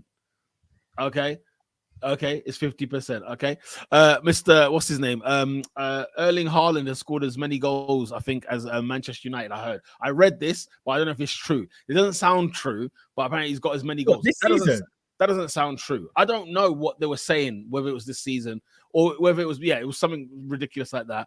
What was the other one? There was one where it said about the amount of defeats at Old Trafford since Fergie is more than when Fergie was at United. Now, Fergie did 26 years at Old Trafford, and he has less defeats at Old Trafford since his tenure to now. I mean, it's scandalous stuff. Manchester City's XG was higher than Newcastle United's when they beat Sheffield United 8-0. I rest my case. Let's end it there. We end it there. Guys, this was a pammage. And if I'm honest, United got away with it. They got away with it. I see Haaland having missing headers. Yeah, they're saying great save and whatnot, but man, straight to him, 1-on-1, missing it as well. I'm thinking, okay, what's going on here? Onana looked anyway. United, I mean, the pammage was coming, and I thought it was going to be here. I thought it was going to be because I need the numbers. I need the 4. I need the 5. I need the 6. Yeah. I needed the numbers to just back the fact that I was going to say that Man United were due a pam, and they got pammed. But like, the ones United, it was almost like City didn't get out of this embarrassment. I wanted an embarrassment. The thing is, what was embarrassing was that the players gave up. The players shanked it towards the end in a Manchester derby, and they shanked it. At some point they just said, "Yeah, we're not done." But that second goal, it was done. It was done when Haaland put that header in. It was like, why are we still running around? Let's just go. Haaland had a free header. He had a free header in the penalty area. What the hell is that? I watched that goal back at least 6 times because I keep trying to figure out how does he get free. Now, in the beginning of the move, Haaland is in the dead center of the box. He's around the penalty area. Yeah. So he's on site. There's like 5 United defenders that just allow him to drift slowly as they all get sucked towards the ball, he just drifts back and he's just free. Like, you know, if you're next to Haaland, if you're right next to him, there's a large possibility that he's jumping over you and just getting the header anyway. Yeah. But the fact that you're nowhere near, it's just like, what's going on? When I looked at it, I did blame Lindelof because I looked at who could have picked him up, and I'm thinking, Lindelof, you're not asking anyone, you just let him go. But Oscar, look at the back four: Maguire, Evans, Lindelof. I'm seeing these names, and I'm like, wait, is this 2018? Is it 19? Sorry. I'm like, well, what year are we in? What year are we in? I'm listing off the Lindelof is still there. Like, it dawned on me that he's still around, like legit still around. You know, people like Casemiro apparently is injured. You know, make of that what you will. Varane, was he dropped for tactical reasons? You know, Amrabat gets taken off at halftime for tactical reasons, but he brings on Mason Mount. There is a lot. There's a lot going on there. I honestly, bro, these man just gave up, bro. They said we don't want it. We don't want it. Like, allow us. You know them ones when I come to your ends, bro. I've got the strap to the neck. And you say, I don't want it. Like, take all my money, take everything. Like, I don't want it. That's what United did. And classic Bruno Fernandes. I mean, he's Man United's captain, for goodness sake. He was. He just like God. How was he the captain of Manchester United? No, on a real, you know, like heads have to roll. You know, like I want to know whose judgment it was to make that man the Manchester United captain, the leader. It is Oscar. I know we had our battle about the captaincy at United when they took off Maguire, right? And I was like, give it to Ronaldo, and you were like, or even De Gea at least, or something like that, right? And it was like, come on, bro, you can't give it to these men. Oscar, they gave it to Bruno Fernandes, blood. But I told you who I thought should be captain. Who did you say again? I said it should be Harry Maguire. They laughed at me. Nah, man, it's got to have someone with a pair, surely. Like Harry Maguire has a pair. No, but like even Varane and Casemiro have gone there. They've done it. They've won it. I don't care if they've just walked through the door. They gave Maguire the captaincy the first year he walked through the door. So you could give it to somebody fresh out of the gate. Yeah, but you have to command it. It doesn't get given for the sake of it. Like, Arsenal are not just going to give Havertz the captaincy because he's walked through the door. They're going to give it to somebody who commands it.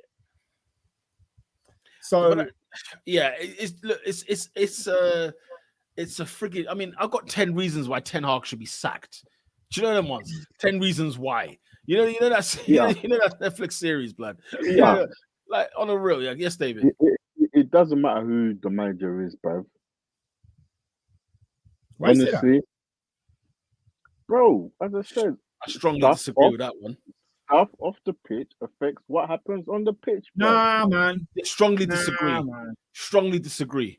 Because bro, I don't disagree. Strongly disagree. Bro, you could say recruitment, yeah? You could say recruitment. Who's recruiting? This manager has got in 16 players, 8 of them he knows. I know. 8 of them he knows. And do they play like Ajax? No, but do Man United play like Ajax? Maybe the Ajax now. Yeah. No, they don't. But who has allowed this to happen? No, but they recruited him. Bro, that man upstairs, blood. Everyone needs to dip, bruv. If you need to go, everybody needs to go. In the group chat as well, like in our top 4 group chat, like people like Adrian and whatnot, yeah, you man are not allowed to jump on the train. It's gone. The train's gone. I hopped on last year when he was getting pumped by Brentford. He was getting pumped by Man United 6. And 6-3 looked flattering. I remember I came out and I said, this man is not the one. And I can't wait. It's on wax. I can't wait to play that video back because I'm going to look back and I remember how I was received for saying a comment like this. But the truth of the matter is he's not good enough. He's not good enough for this job. He's not got the testicular fortitude for this job. And the one guy that probably would have helped him get over the line purely on his mentality, not even necessarily his talent, is CR7 that he let go out the door because he was sick of this nonsense. Do you know them ones? Like, look at what they have, Oscar. We've got a kid, we've got a player in Sancho who can't even train or eat with the friggin' first 11, with the first team. He can't even eat with them. They're sending man to the friggin'. Oh, come on. You know ones. Who's Don King? Who's that? Don King with Afro. No, but as in, like, who's he referring to? I don't understand. I don't know. You might have said something. I don't know. All right. But yeah, no, it's nonsense, man. Like it's nonsense. He's spunked money again. Another Man United manager that's just spunked the money, blood. You know what I'm saying? Anthony comes on, gets booked within 5 minutes. Didn't want to be there. You've got freaking look at the money they've spent, Oscar. Look at the money they've spent. It's a freaking farce, bro. Yeah, it's a you're talking about the money they've spent. And you know they signed what's my man's name? The striker. What's his name? Rasmus Højlund. Rasmus Højlund. You know, Daniel Craig, Pierce Brosnan, Sean Connery. What do they all have in common? Oh, 007? 007. 0 goals, 0 assists, 7 games played in the Premier League. Rasmus Højlund, welcome to the club. Oscar, and the poor bloke was pulled off when they needed a goal. He was taken off. He's taking him off. He's just like, what are you talking about? I need a goal. I'll tell you what, let's take off him and let's bring on. Who did he bring on? Did they bring on, I can't remember who they brought on, but Martial at some point came on. What's he doing here? Adrian said Højlund will become goods. Yeah, so will Havertz. Baraka said they call Cristiano Ronaldo a madman, but he ended up being right about the state of the club. He was right all along about the state of the club, but you should have never doubted it. You should have never doubted what he was saying. What he was saying was scandalous because he said it publicly. That was the scandal. It's that he actually told man, yo, these men are finished, blood. The same brother that cooked my food in 2008 is here, blood. Like he just told you what it was, innit? And he told it. He said it straight on Piers Morgan's show. Bruv, I lost respect for this manager. Oscar, he come out live on camera and he said, I've lost respect for this manager because the manager does not respect me. And cut in a Vectra. The thing is, no. Ernest is saying the CR7 revisionism is crazy. No one's allowed to have it. No one's allowed to have it. I think he's right. The CR7 revisionism is crazy. But I feel like on this podcast, we were all pretty much of that same agreement. Like we all pretty much said, let's find a way to keep Ronaldo in the squad, right? I don't think so, Oscar. I swear I was the only one hanging. I was the only one hanging. Bro, me and Adrian for sure were like, bro, play Ronaldo. Like, what is this? No, like, Oscar, Ronaldo was their best player. And like nobody wants to accept that. What I do think is there is a large section of the internet that was adamantly saying Ronaldo's makes them play bad. Ronaldo's Ronaldo's that. Yeah, he's the bad apple. Is saying here, you know, I want Ronaldo gone. But then a lot of those people that were saying that have now completely switched their tune and gone, Ronaldo was right. No, he was never wrong. It's just he was not good about how he went about it. But you know what? I'm talking about playing. I'm talking about on the pitch. Yeah, let's get it right. Most people didn't think CR7 was wrong. He was just also not good. Let's please not revise it, mate. Look, I like players that bang goals. That's just me. That's just me, cuz. Lock me up. That's me, cuz. Lock me up. And he's 137 expected to do the work of Matoma. It's not gonna happen. It's not gonna friggin' happen. You know them ones there. Like I don't know, man.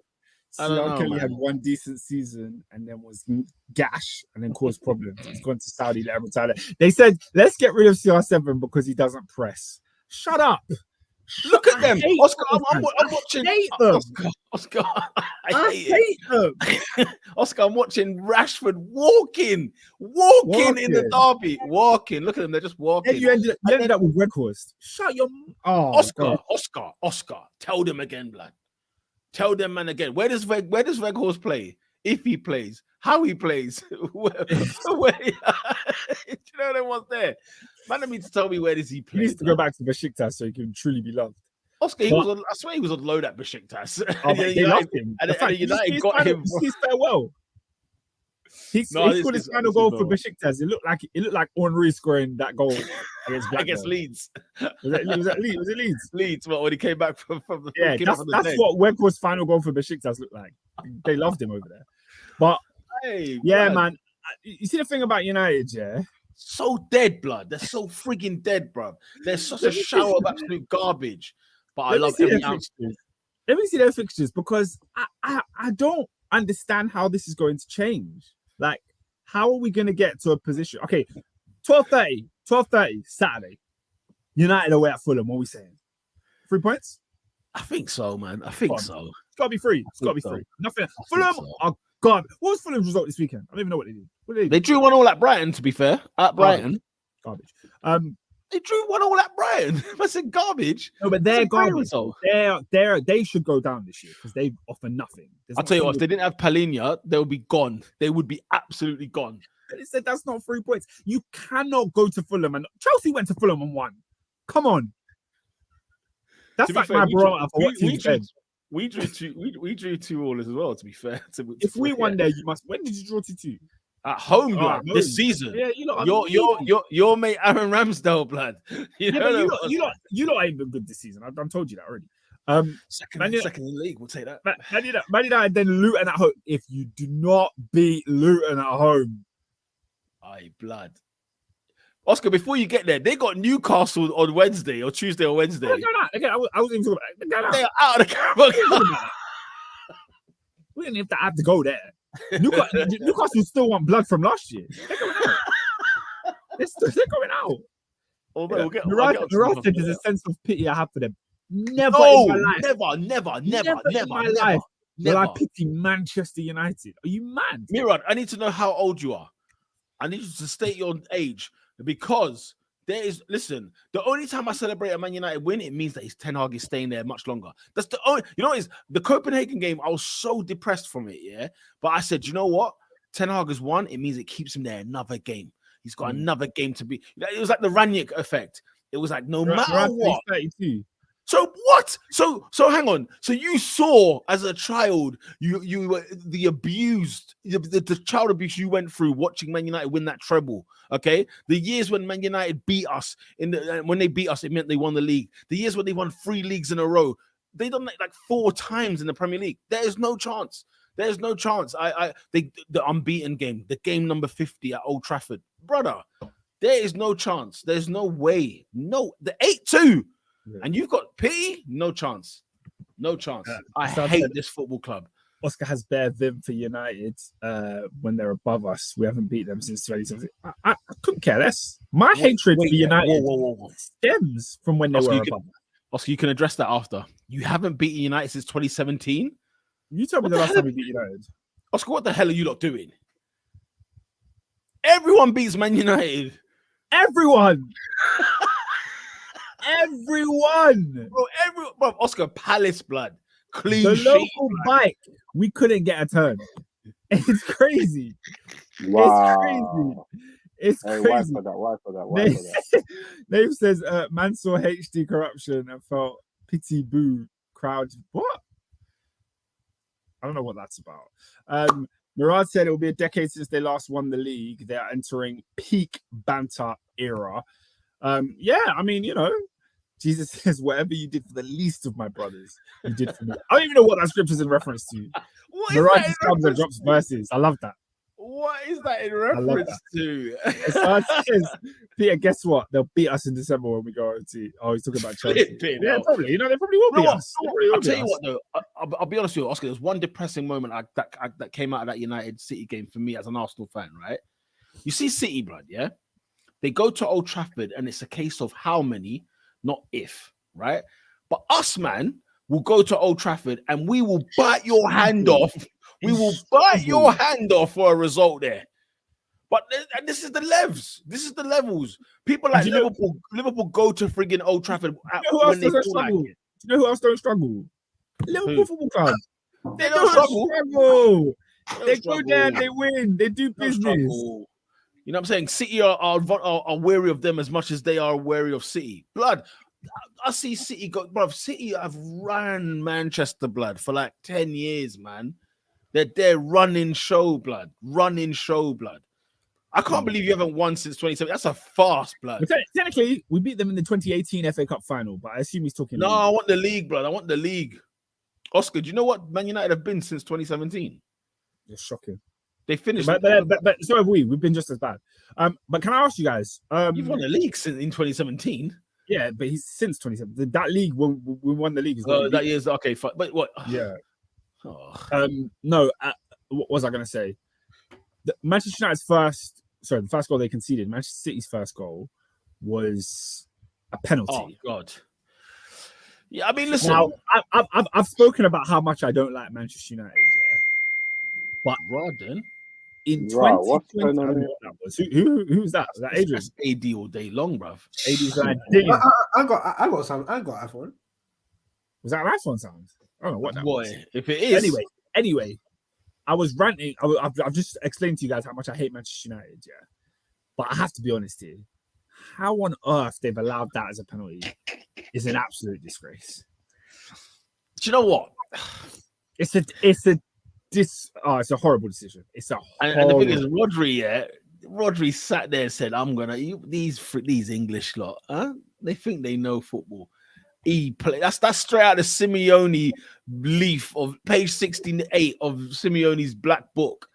When you any touch in the penalty area, you go down like you've been shot, blood. And he bought it, and they bought it. You know what I mean? At the end of the day, they bought it. But Oscar, I must say, you can't put a player in the penalty area. That's true. That is also true. That's happening every week. That's happening every week, PR. Yeah, Oscar, you know what is though? What's even more scary is that no one's done that kind of move in ages. That's the worst thing is when you see a penalty get conceded like that, where we've even taken it out of our game because it used to happen every week, like in 2017, for example, and then we've just stopped doing it because we don't want no part of it. And then you go and pull that off.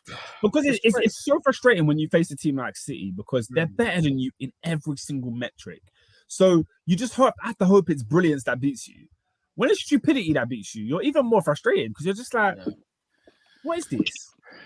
What is this? AD, talk to us, bro. Man United getting pumped, blood, at home, bro. Facts aside, facts. Listen, man, I think Ten Hag is on borrowed time. I don't know how much you've spoken about this game, but the way he's set up in that game, I'm so sorry. Like, you know the nature of the beast. I mean, call Ole Gunnar Solskjaer, call him what you want to call him. He was living off of the hype of a goal he scored in 1999. He was tactically inept. He could set out a side to give Manchester City a game. And I'm so sorry, like to go into that game and play Christian Eriksen off of the back of cameos that he's done, bro. And you know, he's even lazy. He's even a bit of a low blow. I don't want to make this point, but bro, like Christian Eriksen, he's not physically able to compete. He's not physically able to compete, bro. That's just a fact. He's not. Like even at his peak, he wasn't particularly athletic. Like you need combative dogs. You need energy. You need heart. You need desire. You need. Don't say you need passion, bro. Like and what? When the hell Scott McTominay playing? I'm sure Scott McTominay was in the 10. Correct me if I'm not mistaken. What the hell is this bold slapper doing? Oh my days! No, come on, man. And you know what? A big part of me, I do feel a bit reluctant to go too in on them because let's call a spade, right? You take anyone starting back for I don't care who you are, and you're starting CDM, there's going to be a massive drop off, especially when their main sort of build up comes from Lisandro Martinez and Luke Shaw. It does. It comes from that left hand side, and that left hand side has completely been obliterated. You know, I fancy Aaron Wan-Bissaka in a one-off game to deal with whatever left winger City play, and then Varane is a quality player. So I mean, I hear that, but then it's like I've been shot. It's like I've been shot in the leg, and then I take a knife and I pierce my other leg. You know what I mean? It's like fair enough. I'm already hampered, fine, but you're going and you're making a bad situation even worse. And I don't know. Where do you guys stand on Eric Ten Hag? I mean, I don't know how much you've spoken on him. Like, do you feel like he's out of the depth? Do you feel like he's this job is just simply too big? I do think he's been very unfortunate. You know, he's never really had a full Man United squad to work with. He's always had some kind of complications, and obviously he would have relied on a player like Greenwood. Didn't happen.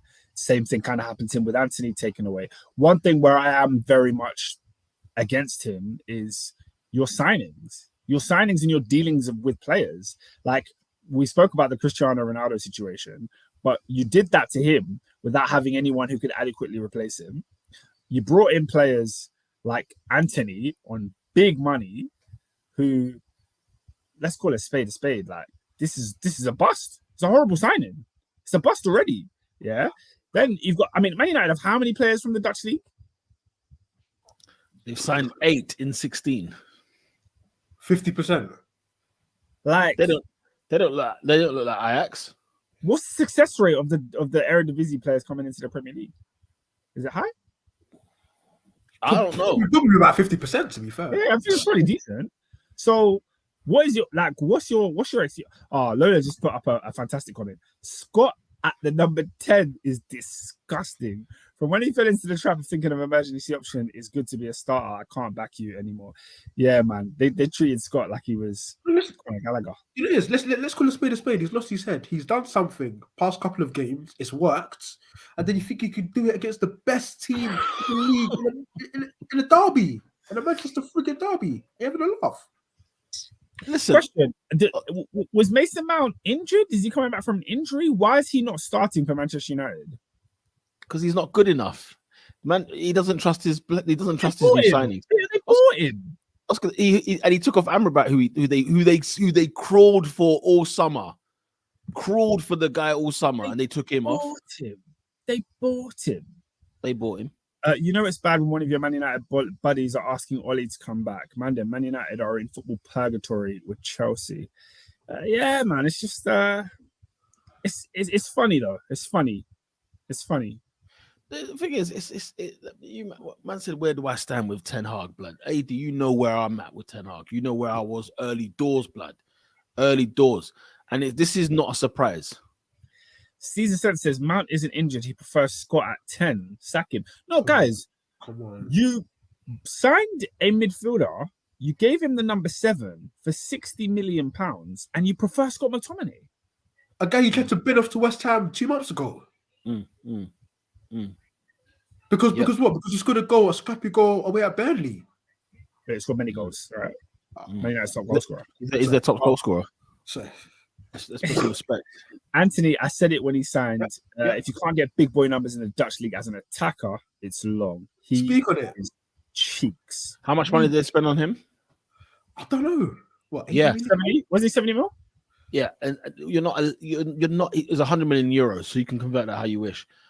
You're not allowed. You're not allowed. No, you guys are taking the piss, blood.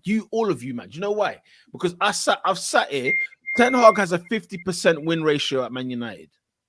Well, what this season? This season, right? At Man United, and he's making Harry Maguire's win percentage look bad. In his tenure, 50% win percentage. I don't believe that for a second. 50%. Google. Okay. You go on Google. Google. Blood, this guy's a bum, blood. He's not good enough for Man United, blood. I told man from day one, bruv. Fraud business, man. This guy is not good enough. He's a fraud. And the thing is, it's like we're not even getting an Ajax Man United. We're not getting a progressive Man United. We're getting the same old. And don't get it twisted, yeah. Man United have got a lot of bums. You see them players, bums, blood. All of them are name bum. them. No, name them. Bruno Fernandes is a bum, straight up and down, bum. Anthony Martial is a bum. Anthony is a bum. What's it called? Eriksen's not good enough, innit? He's not good enough. They signed Reguilon, bruv. Bum. They signed Evans this shit. You're one of their better players, to be honest with you. That's a concern, isn't it? Well, that's a concern. That's a concern. They got bums all over the pitch, blood. Bums. We've got 2 comments. Lola saying Anthony cost 84 million. I said it in his first game. He was cheeks. So that's Ernest, and he scored in that game. Lola saying Anthony's first appearance. I said it from his comps. I said it, but because he could do a spinner Rooney, man, was gassed. He scored in his first game. Was that against Arsenal? I think it was. Yeah. I think it was. Do you know what made me laugh about Anthony though? Yeah, first. You know, Anthony when he had his little back and forth with Doku. What made me laugh was that so many people were saying, after he kicked Doku, man, the guy's guilty. Yeah, I saw Bear Man that said that. That was hilarious. Yeah, obviously, I don't want to speak too much on it, but it's like that's not a normal push and shove reaction. That's just pent up rage, Jax. He was on for 5 minutes. Yeah. It's not even like he was. It's been a hard game. I'm getting nothing out of this game. It's been a bad day at the office. My man's come off the bench, blood. But I think sometimes you know they don't like. Do you remember there was some games where Man United would lose, and then they'd be like, "Oh, Bruno is moaning and whining and complaining. Rashford's walking." I think there's an urgency to show that you care. You know what I mean? I've seen it a lot at Chelsea since we've been going through this horrible run. There's been so many players that have just like done the most outward physical expression to show that they're invested. Do you know what I mean? But fair enough. Also, Peter, you know, I've always been a big fan of Peter Drury, and I know you've had your reservations. But this week, I have to say I'm joining your side a little bit. About time. It's only taking you 10 games. Flipping hell. Because he said Rodri clarted it. Who is this man? Who is this man? Bro, Who is this man? Bro, why did he say that? Why? Because I tried to think like there's got to be an English term that I've just not heard of before. Like it's got to be something. Oscar, I've had enough. I've had enough. If Drury's on Sky Sports, it's a mute thing. It's a mute thing. I've had enough of this guy. I've had enough of it. Because I don't have Sky anymore, so I don't watch Peter Drury at all. It's a joke thing, blood. It's too much. Like you know, like YouTube shorts. I can take you in TikToks and shorts. I cannot have you in full video, full form content. I can't have it. I don't want nothing because Oscar, he'll make frigging Burnley versus Brentford this season. He's gonna make it look like a barn burner, bruv. Make it sound like a battle of Hastings. It's not though. You know the ones, guys. I'm sick to death of Man United, bro. I'm so done. And the thing is, I'll tell you what I hate the most. Yeah, is that City didn't get out of second gear, and I felt like what's it called? They put their foot off the gas in the game. That's the annoying thing. I wanted 6 blood. I told man last week. I said I think it's going to be 4s and 5s. I was that sure. But the way, the manner. The thing is, if he gets pumped early in it, yeah, they have to sack him.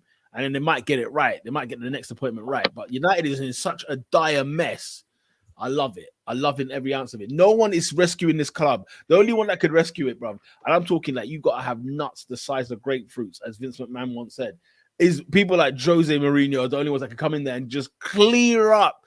Been there, done that. Wore the t-shirt. And they have. And the most successful one since. What do you want from me?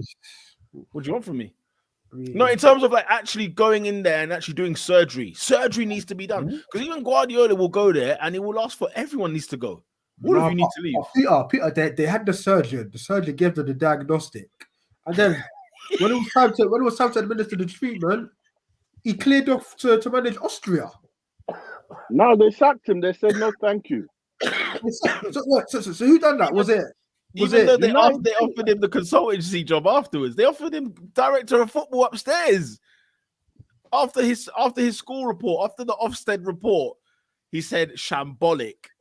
They sacked him. Oh, yeah, but can I be real? I actually thought that was one of the smartest decisions United have made in like the last 7 or so years. Did the appointment? I thought, all right, cool. You get Ralph Ragnick in, you get him to try and sort of instill some sort of principles, whatever. But his main job is to identify, don't separate the wheat from the chaff. Your crap, your crap, your crap, your crap, and then he goes and he compiles a list of players for Eric Ten Hag to bolster the squad with. But he literally said, "Yo, we need 8 players." And then they sacked him, and then Eric Ten Hag spent 85 million quid on Anthony. What are you doing there? They're a pathetic football club. But listen, Adrian, all I care about is I want more.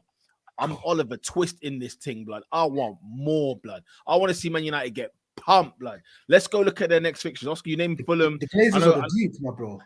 Huh? The Glazers are that fat Duke. What's the name of the man that didn't give him more gruel? Yeah, Fagan. Is that all Fagan? Fagan? No, Fagan. Fagan bust him. Pause. Fagan took him under his wing, like, you know what I mean, showed him the ropes. And after you got to pick a pocket or two. Is it that jabroni? Yeah, got to pick a pocket. Jabroni. Let me tell you, Oscar, the next 3 games, yeah. You mentioned Fulham away, Luton at home. Oscar, you know what they got after that? Everton at Goodison. That's a win. United beat Everton. That's 9 points. That's potentially 9 points, you know. Yeah, Oscar, that's right. I think it's 9 points for United. I think it is. Oscar, okay. Listen, Ernest might have been pessimistic about the Fulham situation. I can tell you right for free now. Spoiler alert. Those 3 games, they're not getting 9 points. Are you mad? First of all, we can all agree they're beating Luton, right? I just said they're not getting 9 points. Okay. I'm just taking it. If you can't get 9 points from that run, when are you going to get 9 points? Do you not think they're beating Fulham next week? Saturday, I do think. No, do you know what, Oscar? Actually, I'm actually not that confident. You know, the only thing that's making me lose confidence is that it's 12:30. That was a stinker, Adrian. that's exactly. I don't even know what happened, but I know it was a stinker. Oscar, I agree. Though. I think the 12:30. It's on TV. I think United are going to fall under the pressure. Fulham will be well up for it. You know what I'm saying? The Cottage. You know what I'm saying? Marcus Speller. They're going to be well up for it. So yeah, And then Everton away is where they're going to get beat. Oscar, after that, Newcastle away. After Newcastle away. After that, Chelsea at home. And then when they meet, they're going to beat us. Well, Newcastle away is too mental, man. Do you know, guys? Since when? Like, I'm thinking about it. When I'm looking at fixtures, I saw obviously Arsenal's fixture next week. When I see Newcastle away, it's like the Etihad. It's like Anfield.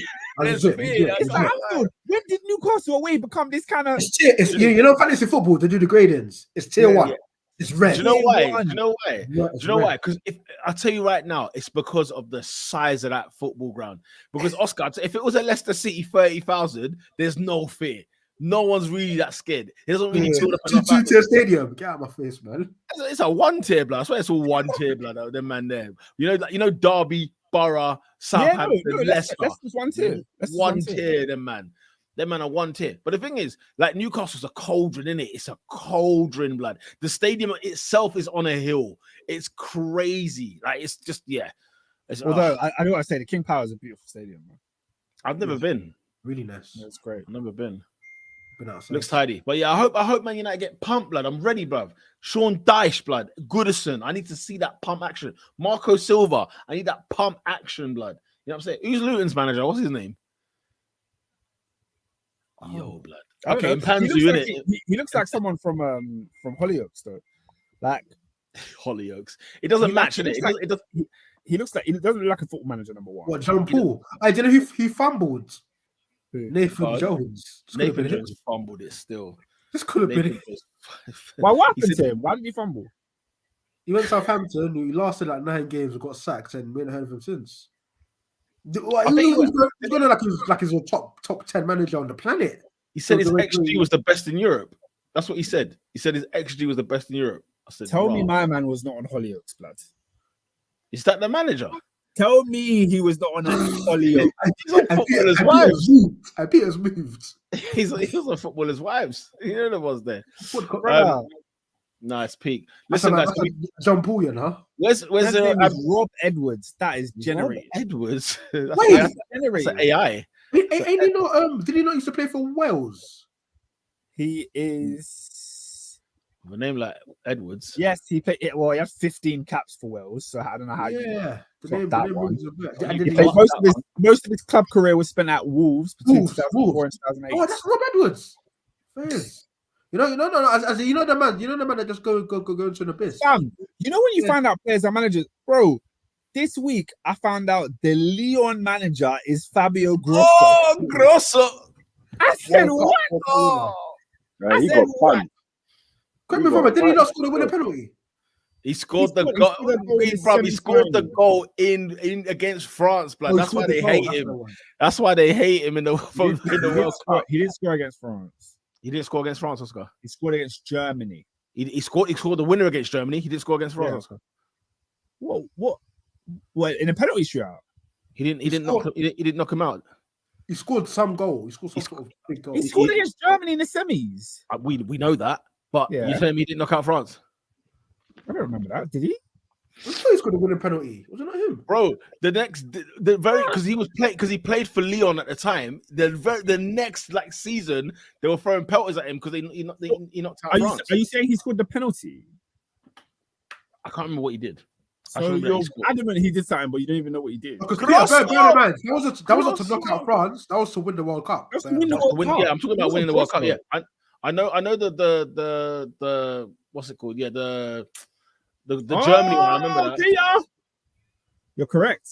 Fabio Grosso scored the winning penalty. It's like I speak French. It's like I was speaking a friggin' am I Dutch?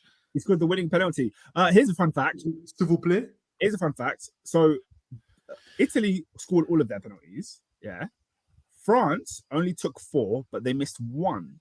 Who was the player that missed the penalty for France? 2006. I'm sure it was Zidane. It can't be Thierry Henry. Oh no, he got sent off. I'm even mad. Zidane had other arrangements. He was sent You've off. had a stinker, Adrian, bro. It can't be Thierry Henry. All right, David, I need a guess from you before we move on. What? Sidney Govey? Okay, I'll give you the players that scored. Right, first penalty was Sylvain Wiltor, dispatched. In Second 06. Second penalty was the guy that missed. Third penalty was Eric Abidal. Fourth penalty was Willy Sagnol. Malouda. No. So why? How can you name your son that? They said Tara said Henri. We know Henri don't score in finals. He got taken off. That's all right then.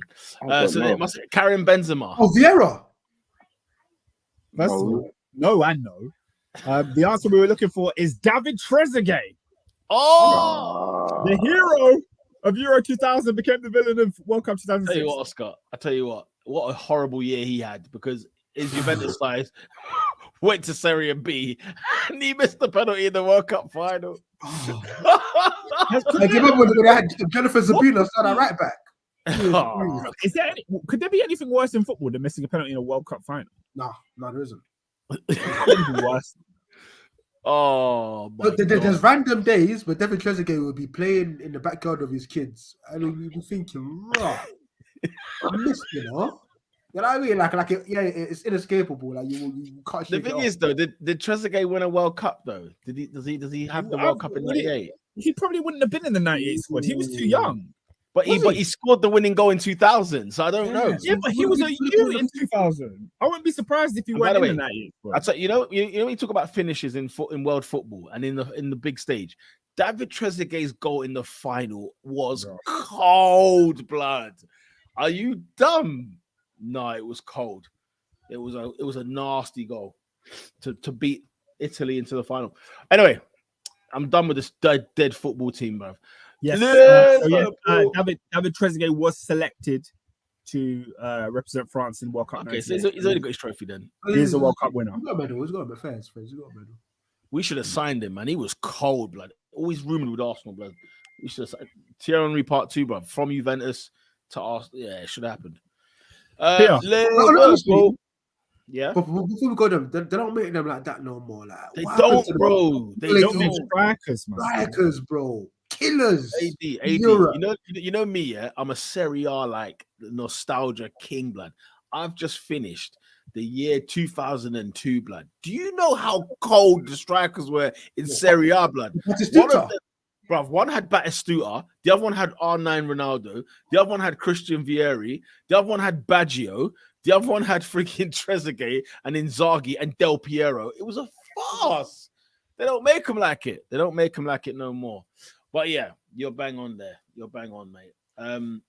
But yeah, let's go to Liverpool winning against Nottingham Forest 3-0. AD asked me in the group chat, like, where did we find Matt Turner? And I'm just said, listen, if you sign a player from New England, a team called New England, and it's not the NFL and it's not the Patriots, it's a stinker. AD, what was your thoughts on? Also, can I trade Szoboszlai for Martin Odegaard? I thought I'd ask that one. Huh? Can I trade? I mean, you could have done it for Havertz in the summer. But... The thing is, like, what's the thing? No, because obviously in it, like I've let you buy stocks in Darwin, in it. Fair.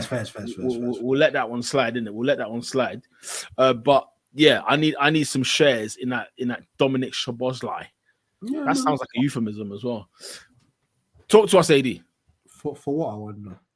Now, first thing first, man. Got to shout out Luis Diaz. What a tumultuous 24 hours he's had. No, bro. Wow. Imagine Saturday evening. I'm prepared for kickoff. Like I'm like raw. I'm sizing up the Nottingham Forest right back. 2 a.m. I find out my parents have been kidnapped in Colombia. So yeah, obviously, shout out to him. And I think obviously with games like this, certain things pale in comparison. But I feel like what Liverpool showed was just a unity, a togetherness, a brotherhood, if you will. Because let's be honest, right? Let's call a spade a spade.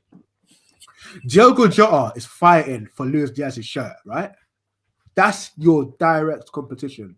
So for me, like it was rather fitting that obviously it was Jota that scored, and then obviously it was a planned celebration. I get that whoever scored would have done it, but like it was just poignant to see him, run into the shirt and show solidarity to his rival, direct rival. But outside of that, bigger than football, we're a team, we're a brotherhood, we're together. Similarly, obviously Andy Robertson's out for 3 months. They ask Simicast, yo, bro, what? You happy? He's like, no, like, Andy Robertson's a world-class player, but before anything else, he's my friend. I don't want to see him to get hurt just so I can get minutes. I want to earn my own minutes of my own back kind of thing. So obviously, what? Do you believe that? Do I believe what? What Simicast said, that little speech you just gave there, that little nice little promo there. Not entirely, but he said it. I can't call him a liar. Do you remember when Triple H said he walked into the dressing room in the 90s and he said, I looked everyone dead in the eye and said, I'm going to screw you over to get to the top. He said he didn't smile, no niceties, nothing around it. He looked him in the eye and told him. That's the kind of ruthlessness you need. And guess what he done? He bagged the CEO's daughter.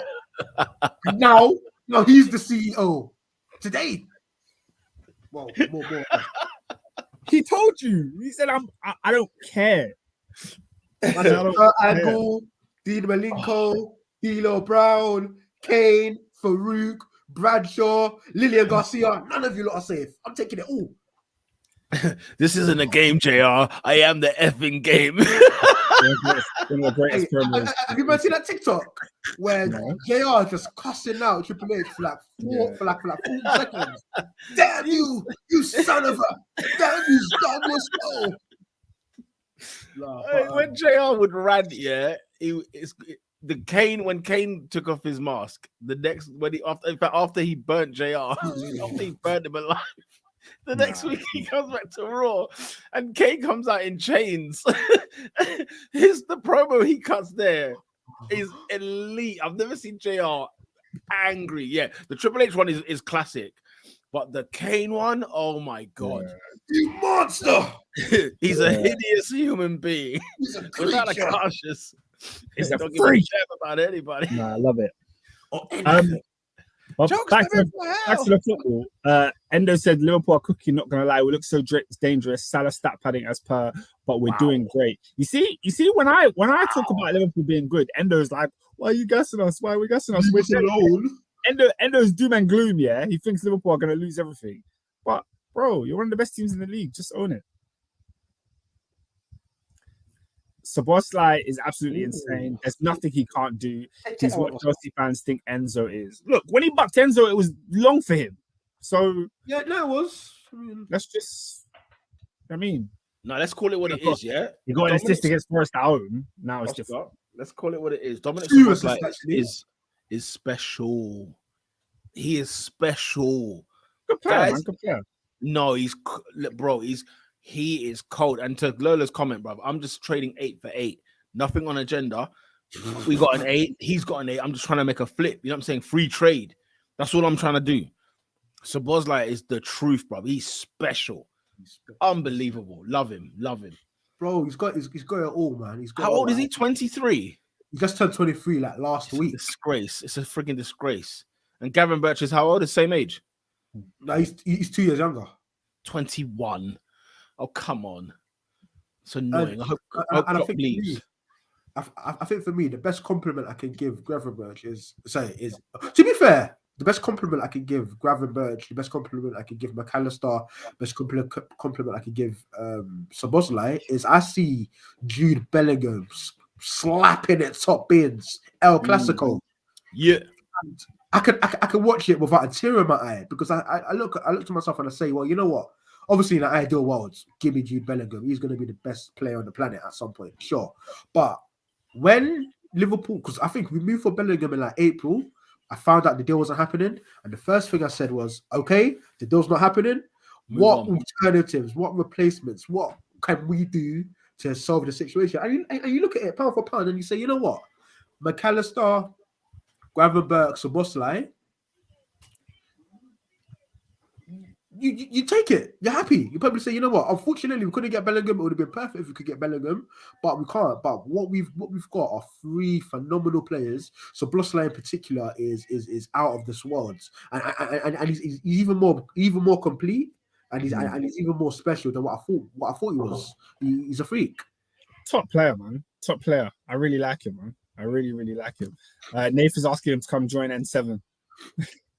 I mean, you man were linked with him. I'm pretty sure. But before I even know who Szoboszlai was, I heard Arsenal were doing comps and watching the tapes and sending scouts out to Austria and stuff. I'm pretty sure Arsenal's in N5, not N7. But is it? Yeah, that's what they say. It's N5. I don't know. Well, wait, when Peter comes back, he'll confirm. He'll confirm. Is that maybe Highbury and Emirates? Is that what it is? Bro, the Arsenal Stadium now is N5. I know that much. Okay. Cool. Yeah. So anything more? Oh, I missed that bit. Go on. What's the postcode? What's the postcode of the Emirates? N7. So why is it when you announce a game, you say Premier League football is back in N5? Because it's still Highbury. Yeah, so it's not N5. That's like geographically incorrect. Wait, guys. Every game at the Emirates, you announce that Premier League football or Champions League football is here in N5. Yep. And you're not in N5. It's Highbury. You're a criminal, man. You lot are criminals. You lot are really sick. A bit like when I walk past, what ground do I walk past and they say it's the home of football? No, it ain't. No, it ain't. What ground is that? The only ground that could get away with that is like Wembley, and even that's wrong. I mean, it's got a strong claim, but yeah. But it's not. Yeah. Endo says, why do I feel like Oscar low-key likes Liverpool? It's almost like he's got a soft spot for us. Look, they say I have a soft spot for Arsenal. They say I have a soft spot for Liverpool. Maybe I have a soft spot. Another one. Maybe I have a soft spot for teams that are good. Do you know what? I love Jurgen Klopp, bro. Maybe it's that. Yeah. Maybe I like good football teams. Maybe it's that. Who would have thought, eh? I used to hate Jurgen Klopp. I used to hate, Liverpool, but I love Jurgen Klopp. These men don't even know their own ends. They're confused, brother. Liverpool L4. So I'm not from North. That's not me. Hey, listen, bro. It's back in M5. You get me? Yeah, anyway, when I'm walking down the King's Road, SW6, you know where to find me. Yeah, no, but I think going back to, I think there's some observations I wanted to make on the game. So I think just to sort of extend it from, I actually had a thought. I don't know, maybe you guys can fill me in a little bit. Maybe I'm making a bigger deal out of nothing. I don't know, right? But I've had a thought, right? Obviously, that Diaz situation for me sort of highlighted the camaraderie in the camp, right? Yep. For me, Virgil van Dijk is somebody who, for me, he's almost taking it upon himself to say, right, this season I'm the captain, and I talk about Van Dijk being, this amazing, great guy. I give him all the superlatives. There's nothing under the sun I haven't called Van Dijk, right? Mm-hmm. How else can you cement your legacy but by being a Premier League winning captain? Next season, Champions League winning captain. Because at this point, Jordan Henderson is Liverpool's best all-time captain in the Premier League. And this builds me on to another point. Do you guys feel, that Jordan Henderson was potentially, there was like a cloud of toxicity over Jordan Henderson? Reason why I say this is because I don't know. I feel like Liverpool this season to last season, it just feels like two completely different atmospheres. And then when I cast my mind back to when he left, there weren't really tributes like that when you think about it. Yeah, he didn't get the love. But I think also it was clouded in the Saudi thing, innit? Because he was going Saudi despite being a big, human rights activist and all this and that. So people try to kill him for that. I don't know, because I feel like Trent, I would have at least seen like a picture of a 17-year-old Trent making his debut, Henderson with his arm around him. I mean, maybe he did post it, I just didn't see it. Or, I would have expected Van Dijk to say some words, or I don't think we even like released like a video. Like when like people like Mane left, you had like I saw like dinner ladies talking about Sadio Mane and the impact he had. For me, they made a friggin' documentary about Firmino. Yeah, the Firmino stuff was really good. I remember watching some of those videos that they put out for Firmino. But yeah, man, I don't know what it is. Do you think I'm reaching, or do you think that there's a point to that? I don't know. I don't think you're wrong. No, I think you brought up a very interesting topic. I would have never clocked it, except you, who's obviously in that Liverpool sphere. But yeah, I would have never put that together. I would have thought, like, he's been such a great servant for Liverpool. I would have assumed he got his flowers and everything else. But the fact that I didn't see much circulating either. But I just thought maybe because it didn't come across my path. But I don't know. I was always of the opinion that Liverpool just needed a year out, and they had that year out last year. Let's not get this twisted. Liverpool the last 5 years, we know what they are. You know what I'm saying? So this Liverpool, yes, it looks fresh. There are some new players, and it looks fresher than it is in previous years. But my God, give them a break. The year before, where they went to every single final they could go to, they played every single game up until the last hour, and played 160 games. Yeah, they're gonna friggin' be tired for a year. And yeah, they need to revise and revamp. And that's why I always give grace to managers and players who have done well more often than not. And then look, if they're having a blip, they're having a blip, and that's that. I think we'll get back to type. I knew this was going to happen. If people did not think Liverpool are going to be in a title race, then you're delusional. That's crazy, because they've had one bad year. They're allowed one bad year. They're allowed a bad year. City are allowed a bad year when they didn't win the league against Liverpool. City were allowed a bad year when they'd won the league in 2012 and had a bad year 13, had a bad year 15, because they kept winning all the other ones. Do you know what I'm saying? So at the end of the day, I didn't realize Henderson could be a link with this sort of this season. I didn't realize, and it might be. It well might be. I always just said, listen, they get a pass last year. They get a pass from me. They'll be back at it again next year, and I'll be dreading going to Anfield. Do you know them ones? Because even to your point about just sort of fatigue, again, I saw Big Mac Van Dijk. Van Dijk is back to his imperious best. Like, it's times where he's just, remember how I said last season, it's like the aura was gone. There'll be times where Van Dijk will just sort of glide, barge someone off the ball, kick the ball back, take it 60 yards. He's doing it again. So that I'm yet to see, because I've not watched a lot of Liverpool games live in terms of 90 minutes. So, are they on TV often? I feel like they're not on TV. We wasn't on Sunday. But I feel like you've always got Saturday 3:00 games, or like a Sunday. I don't know why. I just feel like I don't see you lot on TV. It's weird. I don't know. I think I've watched 2 Liverpool games this season. Fair. Yeah, fair. I'm not used to it. No, honestly, just keep your eye on Van Dijk. A game that we wanted to see, Merseyside derby, bullied Cavalier. Cavalier is an aerial bully, dominating him. So I'm saying that, I'm thinking to myself, I don't know. And the thing is, my last memory of a full game when I watched it, when he got sent off at Newcastle, and I was thinking, man, it's gone, isn't it? I actually thought he was gone. Funny enough, I thought it was gone. I was like, that you never recover from those ACLs. They just you don't recover. But anyway, bro, trust me, that yard of pace is back, bro. I'll hold you to it. It's back, bro. yeah. That's Dustin Alanga. I'm telling you, man. I'll hold you to it, brother. No, all right. Also, final point, yeah. Yeah, of course. Final point. Obviously, you see a big up. Just final big up. Alexis McAllister as well, man. I think he's starting to. That's the perfect sort of game for him, man. You know what? Like, he's a baller, man. He's got that. I say people like Thiago have got it, Verratti have got it. He just got that baller strength, man. They're able to just sort of win the ball. They're able to sort of look after the ball, move the ball on as well. Well, that's how you spend 35 million quid. Thank you very much, Brighton. But he feels a lot older than 25, though. It feels like he's been around. He does. It feels like a wily 29-year-old. But yeah, man, no, we're looking good, man. And for me, again, I'll probably always say it after next week. But for me, and Peter's obviously alluded to it, the main issue was that midfield of Liverpool.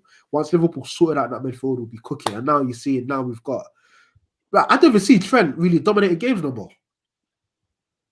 Because why? Because you got Szoboszlai's quality, Gravenberch is quality, McCaslin has got quality. Trent is like just like an auxiliary player. Like everything doesn't have to go through him anymore. Now we've actually got talented players to do what we need to do. So yeah, man, we're cooking. And where's the AD delusional chance now, huh? For real. They didn't want to hear. If you don't hear, you'll feel. Catch you guys on me. My last thing was a quality touch from Darwin Núñez. A touch from Darwin Núñez is something that I'm always going to remember. Whoa. That is a big why. Why for that? It is what it is, bro. Other scores in the league. Other scores in the league. West Ham losing at home to Everton. That's crazy. What's crazy? I was pissed, bro. Surprising. I mean, like, what is going on there? Surprising. I'm banking on West Ham getting 3 points against Everton, and they go and do that. They just score. That's crazy. That it's a really weird one. It's a horrible. It's a bit. I mean, it's like Everton lost at home to Luton, like you know what I'm saying, and then they go and beat friggin'. Anyway, they go beat the Hammers. Aston Villa continuing good form, 12 wins in the league in a row at home under Unai Emery on my mind. 3-1 winners against Luton Town. Oscar, did you hear the announcer at Villa Park? I think you'd appreciate this. So when Moussa Diaby scored, the announcer goes on the mic and he's like, the goal scorer for Aston Villa, 19. Diaby, and he cut it out, and then the whole crowd started singing his chant. I was like, I don't know. All I know is to the song of Voulez-Vous, like Bukayo Saka's song. Yeah. Diaby, Bukayo Saka? Yeah, we got the new. The new Saka. Oscar's not ready for the new sack. Man, you got the Saka and Emil Smith Rowe. That's what you got. But Smith Rowe hasn't played ball for a year. He's been away for a year, so we had to come up with a new thing, blood. You know what I'm saying? Bukayo Saka running down the wing. Saka, Saka, and we're going to win the league. As well, to be fair. Say again. Mane used to have one as well, actually. Yes. And there's another player that has one. Foden, isn't it? No, Bernardo Silva. Don't know what the rest of the song is on that. But anyway, 3-1 winners, Aston Villa against Luton Town. And Emi Martinez scoring another own goal in similar fashion to when he scored it against when Jorginho hit the crossbar for Arsenal and it bounced off the back of the head. Hilarious scenes. Brighton 1, Fulham 1. In at the Hove, it is what it is. They should do a brand deal with Jay-Z. Who? At the Hove. I said the Hove. You know what I'm saying? Bournemouth get their first win of the season, people, beating Burnley 2-1. In dubious fashion. this is one of the best games of the weekend, by the way. You had entertaining stuff, John. You had you had two managers fighting for their lives. It was brilliant stuff. And I have to say, Burnley were robbed. Were robbed. I don't know. First John. things first, Jay Rodriguez scores a banging goal. Peach. Absolute peach. Which is ruled out for offside. Didn't know he was even still kicking ball. Can I ask you, man, a question? How long do you think this offside decision took to make? Bro, it took a hot minute. They stopped the game for 5 minutes. I got the wrong decision. I got it wrong. I mean, wrong at Jace. I don't know. Like in them scenarios, give the striker the benefit of the doubt. I don't care. He's not goal hanging. He's not. He's not gaining any advantage. BS statements as well. Can't stand that. Hate that one. Yeah. Anyway, yeah. Yeah. So 2-1 there. And Wolves 2-2 against Newcastle United. Newcastle had a good week, man. Losing away at home to Dortmund. They're in trouble at the moment in their league. They're third in the group. And then getting a 2-2 draw at the Molineux. Yes. Can't defend. And also, the penalty that they were given was scandalous. The Hwang Hee-chan challenge on Fabian Schär was unreal. And Spurs beat Palace on the Friday Night Football 2-1. Ladies and gents, I want to know what your team of the week is.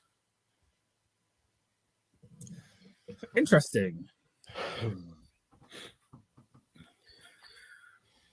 I mean, if Arsenal don't get Team of the Week for winning 5 against Sheffield United, like, let's call it quits, innit? Oh, they're horrific, man. Awful. I mean, you can say City, what they did at Old Trafford, but is it City, even a team? I mean, it is a derby. It's a Brentford, derby. Brentford were, went and were valuable against Chelsea. Like it in any other season, it would be Brentford. But do you even get points for beating Chelsea anymore? We could beat them. I know. Teams will probably rock up, and they think we fancy this. We've lost 3 times at home this season. Who to? Forrest, Aston Villa, and Brentford. Good grief! How are you losing to Forrest at home, blood? That's Wait, all our defeats have come at home. You ain't lost away. We ain't lost away. Who have you played away? Away, we played Bournemouth away. We played Fulham away. Oh, sorry, we lost to West Ham. Sorry. West Ham. Oh, you got pumped by West Ham. I remember that. Yeah. Don't worry, another defeat's coming as well when you I'll go to. I'll go Brentford Team of the Week. Yeah, I'm going Arsenal now. Bun that. I'm going Arsenal. We won 5-0. Bun that. City beating Man United happens every year. Brentford have got 3 wins at Chelsea. I mean, Peter, by that mention, you beat the worst. Obviously, by using that United point, you beat the worst. Like, probably going to go down as historically the worst team. I'm just thinking the performance in it. The performance was good though. And to be fair, City didn't really even get out second gear. Didn't get out second gear, City. Yeah, and Brentford, like what Oscar said in the segment, that Chelsea, if they put their chances away, they could win this game. You know the ones like Brentford capitalized on Chelsea's losses, basically, to a degree. There still was a very well worked game plan. Okay, but yeah, I'm going Arsenal, man. We won 5, blood. Like we scored 5 in it. You can't score 5 in a game of football, blood. That's not allowed. Not in the Premier, like professional football in the Premier League. In the Premier League. Anyway, let's vote, man. Quickly, Arsenal for me. Brentford for me. Yeah, I think Heraus's speech has moved me. I'm gonna go Arsenal. Oh, there's 3-1 there. David's gone with the Arsenal FC. What is the goal of the week? If it's not Eddie Nketiah, I'm gonna leave. It's Jude Bellingham, mate. If it's not Jude Bellingham.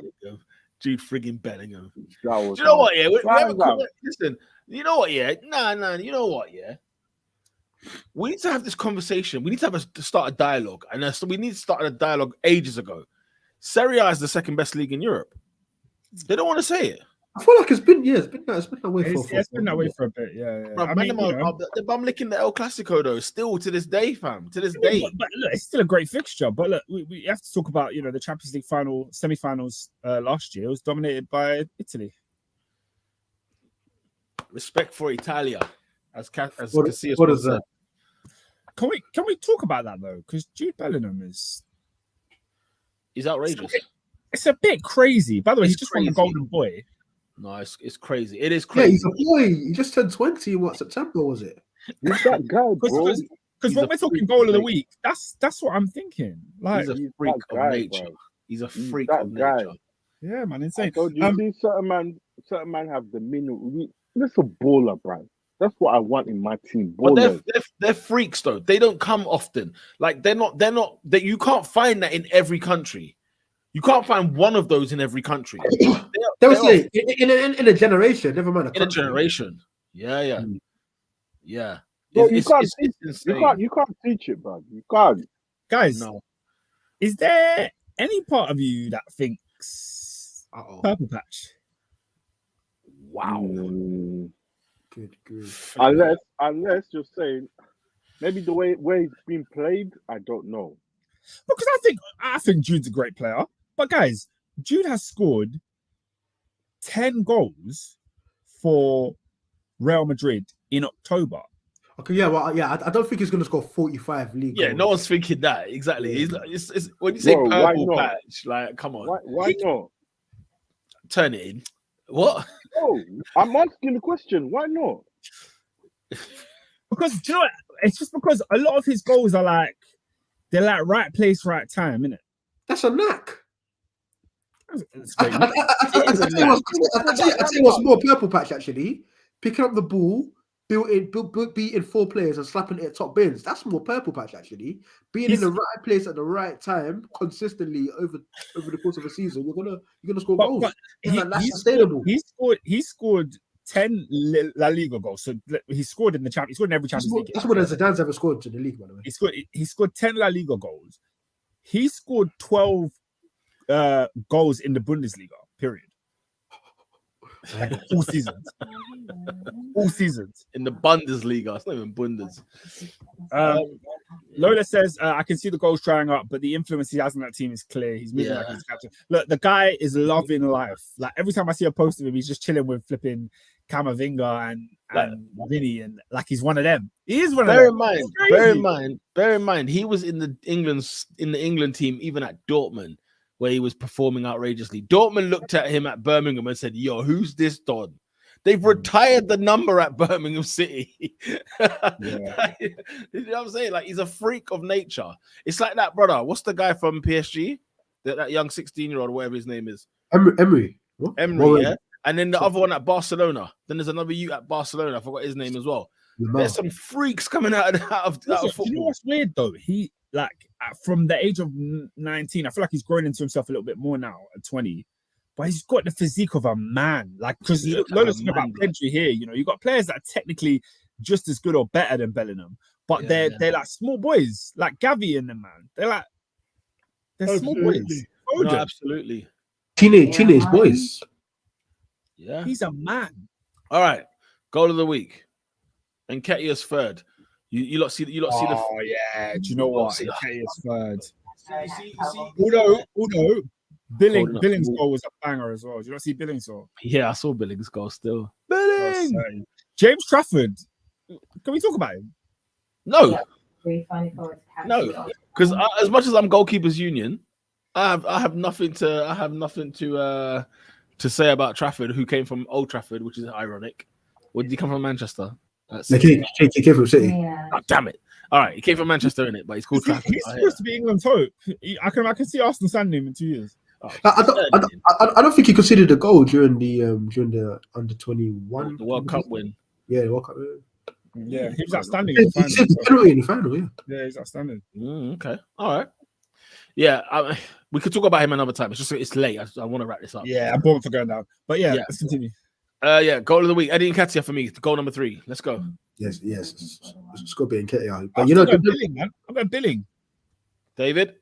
I'm going Jude Bellingham because he's not in the league. It's not good, damn. It wasn't better than Nketiah's. Yes, it was. Yeah, no, it was better, but it wasn't like astronomically better. Outside the box. Actually, no, do you know what? Nketiah did hit top bins. Nketiah hit outside the box top bins. And also, do you know why I read the Nketiah thing? If he doesn't score 2, he doesn't even think about taking that shot. When the confidence is coursing through your face. That's not necessarily true. He shot from outside the box against Chelsea and everyone got mad at him. Okay. The goal of the week is Nketiah because he's got the most votes so far. Player of the week. Nketiah, isn't it? Nketiah. Oh, with the ball in the hand. Love that. Love that, Eddie. Eddie. You know what I'm saying? He didn't need to call me. Right? There's no need. You know the number now. You know the number. Just get friggin' dialing. You know what I don't like? Why don't players have celebrations? Like when Haaland scored, the guy was just running around. What are you doing? It's like a friggin' ostrich. You gotta do the Jude. Jude has showed you man the way. Jude has established his celebration in 6 weeks. Jude, we know who Jude is. But you see this picture behind, when Eddie carries the ball on his third goal. That's a sick celebration. You find the ball, you grab it, and you just do that. You just hold it in the air. That would be cold. Yeah, but he can only do that when he scores a hat trick. You can't do that when he scores one goal. You gotta do it all the time. What are you talking about? Ronaldo runs and does a pirouette in the mid-air when he scores the tap-in. No, all goals count. Nketiah only did that on his third goal because he won the match ball. It's his ball. I know, but that was on his third goal, innit? Yeah. But what I'm saying is that from now on, that should be your celebration. Calling me, man, am I doing dialing? Why are you dialing? Why you dial? You know, first of all, I can't answer the phone when you're playing. So, you know what I mean? Like, what are we doing? What they say? They say it's underground. You try making a call at the Emirates Stadium, no chance. All Central right. and mental. Yeah. Nketiah is the player of the week. Yo, Dave, who's not that guy this What week? about when the keeper grabs the ball? What's he gonna do? No, he's not that guy. Ball boy. You gotta get a ball boy. This one is very simple for me. Yeah, very easy. This one. No, I don't know what you're talking about. It's definitely not related to our sport. Actually, technically it is. Yeah, like FA Cup final, Champions League final. They're all trying to make this thing Super Bowl Americanish, bringing these halftime shows and that. Yeah, 2-2s now. Let's go to America. NBA, cause this team, bro, decided out of all they couldn't find any singers, not even the one from the local church, blood. Yeah, to sing their national anthem at the beginning of the game. Guys, if you don't know what I'm talking about, It's good though. Huh? Mate, this singer, remember we had the Fergie one from Black Eyed Peas? It was a stinker, but she tried to jazz it up, it didn't work. My man, out of all people, you decided to get Flavor Flav. Flavor. Yeah, I had a couple of them notes. I thought, Bro, the Milwaukee 80 cups less of lean. We're cooking. Hey, the Milwaukee Bucks, man. The Milwaukee Bucks, man, are not that guy, man. Fuck, absolute stinker, man. Wow. Bro, it was awful, man. Bro. Wow. And that's it. That's not that guy. If you don't got one, you bring. I've actually got a football related one. God. This one, I'm gonna have to spin the block because this is somebody that I believe, if he wasn't inducted into the Hall of Fame, I myself gave this man a Hall of Fame performance. Now, this guy was born on the 13th of February, 1990. So he's 33 years of age. He's 6'2", big strapping lad, and he's born in Paris, France. He's currently the number 75 for Montpellier. Now, this individual has been suspended by his football club after he grabbed his manager by the collar and knocked him to the ground in a post-training fight over an unforgiven foul. Nah, man. No. Do you know what this man has done? He's grabbed his manager by the collar and shoved him to the ground. Ooh. Who do you think you are? Who do you think I'm talking about, Who do you guys? think you are? The youngest captain in Paris Saint-Germain history. Captain when he was like 19. I thought he was destined for big things. I remember this guy came to Liverpool at 23 years old. I thought we were signing a world beater. I couldn't believe we had a free run of them. I'm like, this guy's going to be the guy. This guy should be playing for Liverpool today. I should be saying thank you, sir, for 10, 11 years of service. He should be a French World Cup winning captain. Instead, Mamadou Sakho. I can't believe what I read. I can't believe what I read. But then I'm not really surprised, am I? This is a guy who stopped playing for Liverpool because he failed a drugs test. Do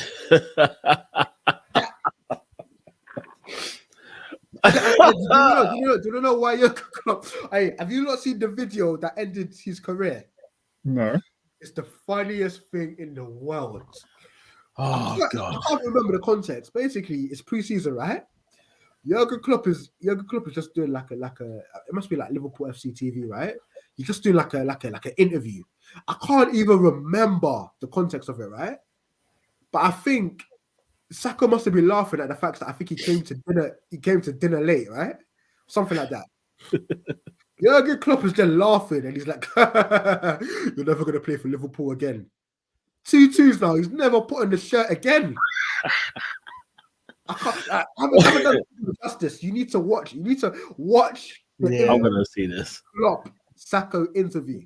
It's like in a villa somewhere. It's beautiful. It's scenic. I can't quite remember what's happened, but stinker, absolute howler. I can't wait. My favorite Sacco moment ever was when he was on loan at Palace when they went to Anfield and they scored and he's celebrating with Benteke. Benteke's giving it the full LeBron James and Sacco's gone and joined in the celebration. He's on loan from Liverpool and he's there. Head to toe in Macron, no decency, no shame, bro. Because typically, when a lone player, when a lone player is playing his player club, he'll be up in the higher echelons with in the rosters. Neutral, he'll be neutral. Oh no, not Sacco, Jeans. front and center. Jeans and fitted. These times he rocked up like it was a blatant sign of defiance and disrespect. Can I have Hazard one last final, not that guy? Quickly, please. Telegraph Football has just reported that after defeat at Old Trafford, Marcus Rashford was spotted in a nightclub in Manchester. Yeah. What are we doing? Yeah. What? No, hang on, Oscar. Wait. I thought you was an advocate of them living their lives. When I saw, I think it was you, blood. Because I'm straight up in their business. I'm there giving it, saying what I don't want to see you going anywhere when you've lost. Yeah, Oscar. Oscar, don't try it, blood. You tried it. Hold on. You had an issue of them going to watch like boxing or something stupid like that. They went to a fight or something. I have an issue with them doing anything. No life, blood. No life, blood. I don't want them doing nothing when they lose. Come on, guys. My reservation lies with the fact that you've just lost a Manchester derby. Yeah. Come on, man. Come on. Yeah, it's ridiculous. No, and also get better friends. Somebody's got to tell you not to do that. Yeah, you need some new friends. You can't be on a table with Rashford and say you're his friend. You can't. Yeah, you are. Adrian, you're on mute. I was just saying lifestyle. I don't give a damn about your career, my bro. I'm outside. And said, Oscar is the type of guy to go clubbing after a game he's lost. So what's he on about? Huh? Look, I'm not Marcus Rashford. I don't play for Manchester United. That's not my. I'll tell you right now, after that 3-0 defeat, I'm in the gym, blood. Next day, fam. Training early, blood. What? I'm there before Ten Hag. I'm asking Ten Hag, why are you not here before us? We just lost the Manchester derby. We need to get back on it. I wish I was playing football with Roy Keane and them man there, bro. Them man that would, you know what I'm saying? Freaking stick a pipe up your backside just because you're not putting up. You know what I'm saying? Put up or pull out. You know what I mean? Nah, why would they do that? I missed hard men. Pause. Hey, yo! We haven't had this in ages, bro. At the end of the day, this is what the Premier League needs. This is what the kind of football that we need. We're too soft, blood. Powerpuff girls. You know what I'm saying? It's all Powerpuff, blood. I'm not on it, blood. I'm not on it, blood. Yeah, don't lie. You'd be in your car screaming, "This is a farce." What would I be screaming as a farce? Oh god. I'm sick of the Powerpuff girls, blood. It's annoying, blood. Honestly, man. What the hell has gone on here? No, blood. Like what? It's too soft, blood. It's too soft, blood. Too soft, bruv. I grew up in North Weasley, bruv. You know what I'm saying? It's too soft, blood. I'm sick of it. We missed the days. of you know what I'm saying, brutes, hard men, blood. Keane, you know what I'm saying? Scholes, you know what I'm saying? Friggin' Adams, Vieira. Yeah, hard. Let's not get it twisted. These guys had horrible personal lives. Yeah, exactly. Because they were too busy winning championships. That's what they were doing. They were winning championships. What did Roy Keane do like a month ago at the Emirates Stadium? You know what I'm saying? He offered a fan out and then he headbutted him. Wait. He nutted him. He nutted the guy. Are you joking me? Come on. Like what? Do you remember when Alan Pardew nutted David Myler? Oh, and you know who got sacked? I can't remember where he got sacked from, but Nigel Pearson. He just got sacked from Bristol City. Yeah.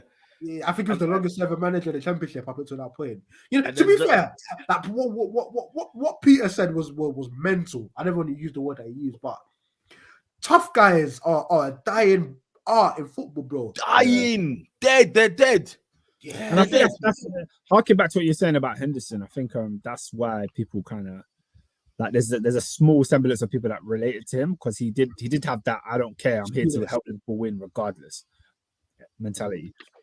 And let's call a spade a spade. He wasn't even like a traditional tough guy, but he was just had the heart and the passion. And but he's of that school. He was of that school. Yeah. It's like it's like a bro. Mourinho always says that. A typical example. He was a man. 23. All or nothing documentary. Arsenal. Look at Arteta. Look at him when we lose. He's not having it. He's not having it from any of these scroats stealing and living in our football club. He's having none of it. Absolute peasants, blood. You know what I'm saying? Scroungers, blood. Leeches. Fleecing the football club. Benefit frauds. Nah, blood. When the guy came in after that Everton defeat and he said, "Don't show passion now. It's too late." I'm not gonna say what I want to say now because if I do, I'll be fired. I said, "Yeah." I said, "That's when I was like, yo, I'm turning. This is my hitter right here." I need to know what goes on in his head. Like, what doesn't he say? Because when he came out after that Spurs game, he said, "If I say what I want to say, I'll be suspended 6 months." I said, 6 months. What could he have said? That had to be anti-Semitic. 6 months. 6 months. Yo. It's got to be the Y word, isn't it? It's got to be. Like, you can't say it. You can't say it. I'll be suspended 6 months. Someone's got banned for like eight games for racism, so it's got to be something. He was convicted of racism and was banned for 8 games. I said the jury went court. No, he came back and scored 30 Premier League goals. No. After he bit a man, after he bit somebody. Meanwhile, Ivan Toney is doing time. Bringing Tonali's doing hard time. Zaniolo's doing time. Fagioli's doing time. Speaking of time, can I just address one thing? Can I just address before we go? I need to address one thing I keep seeing on social media because people said it all the time when it came to Ivan Toney, and people are saying it now when it comes to Tonali and Fagioli and all these guys that are going through the situation. Yeah, people keep saying, how can you ban a footballer for betting when half the teams in the league are sponsored by Sky Bet? When there's betting adverts here, there's betting, there's bet 888, bet all of that. I'm just like, guys. That's not the reason they're banned. Okay, they're not banned. That's the reason they bet. They're not banned because the Premier League thinks betting is a morally bad thing. This is not a religious thing where we say don't bet. That's not what this is about. Yeah. This is about betting on the job. Yeah, it's literally like it's like saying, oh, if you work at a restaurant and you start, they sell wine, and you're drinking the wine in the back. You're going to get fired. You can't turn up and be like, yeah, but you guys sell wine, so why are you firing me for drinking? Yeah, you can't drink it on the job, mate. That's the difference. That's a very decent. So when people keep saying, oh, yeah, no, the Sky Bet, Sky endorsed the Premier League, so how can they act like betting is wrong? Bro, it's not about morality here. It's a conflict of interest. He's betting on games that his team is playing in. Come on. But do you know what? Do you know what this thing is, yeah? This is the tip of the iceberg. I know there's I know in 99, Kevin Phillips said, you know what, stick a 10, I'm going to bank 30 this year. I know it happens. Can I see what I don't get? Is let's say I'm a footballer. What's stopping me from saying, yo, Adrian, I beg you go bet 30 bags on my team? No, because come on, that's just too suspicious. Like, 30 bags is crazy. But a young, you know what I mean? A young rat. There's things and protocols in place where they can track. This family, this one is.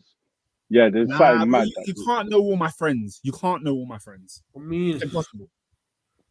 No, but they track suspicious betting, so they see patterns in it.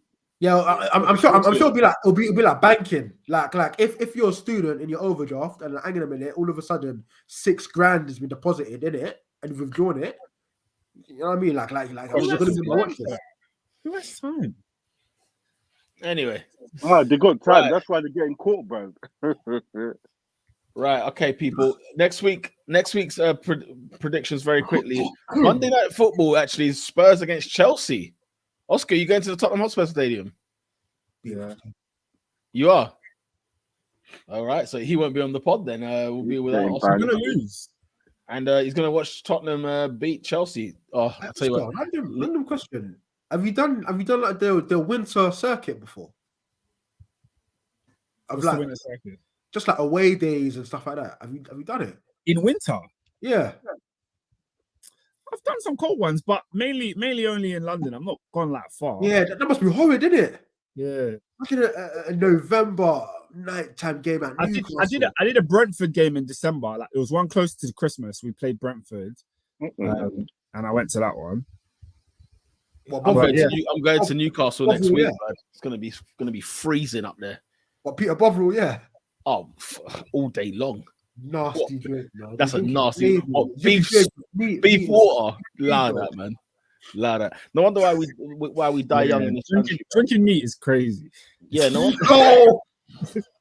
No wonder why we die young in this country. Honestly, what it's crazy, man. It's crazy. Very quickly though, nothing else going on. Fulham against Man United. City at home to Bournemouth. Nothing really tasty. Burnley against Palace. Brentford, West Ham. Sheffield United, Wolves. Newcastle 5:30 kickoff against Newcastle against Arsenal at St James's Park. What do we think there? Real quickly, predictions. And then, you're not getting slapped. I think you need to get your comeuppance, man. You've been poor all season, and if you're poor in this game, then you're gonna get beat. Yeah, but I don't trust Newcastle. They ain't 1-2 now. So Dortmund beat them at St James's, and they drew to Wolves. I think we're gonna beat them with all their injuries as well. Yeah, you know what? You could be right. I'm not that sold. Yeah, fair. But the clocks have gone. The clocks have gone back, and this is where we start to dissolve, isn't it? So Endo's spot on, man. Going home after an evening game is it's horrible. It's horrible. Yeah, bro. It is. Evening games are so long. Like Chelsea playing on Wednesday. I didn't go to the games. I can't be asked. Yeah, Right. and then you got to get up for work the next day. Yeah, dead. Allow me. Dead. Even tomorrow, I'm kicking ball tomorrow. I'm dreading it. I don't even know why I gave the thumbs up. I'm gonna thumbs it down, but it's too late. My name on the list. My bad, man. Liverpool are away at Luton on Sunday at 4:30. That's on TV. Everton and Nottingham Forest home at Villa. Let's get Darwin in the fantasy still. I will melt. If Liverpool don't win that game convincingly as well, I will melt down on the podcast. Everything I would have said would have been a lie. Guys, that wraps up this week's Top 4 podcast. Make sure you share, like, and subscribe at Top 4 Podcast on Twitter, YouTube, Spotify, Apple Products, SoundCloud. We're on Instagram as well, people. Make sure you do smash a like, as well as TikTok as well. Smash a like on this video and subscribe to the channel. Until next Monday, we are out. Peace. Peace.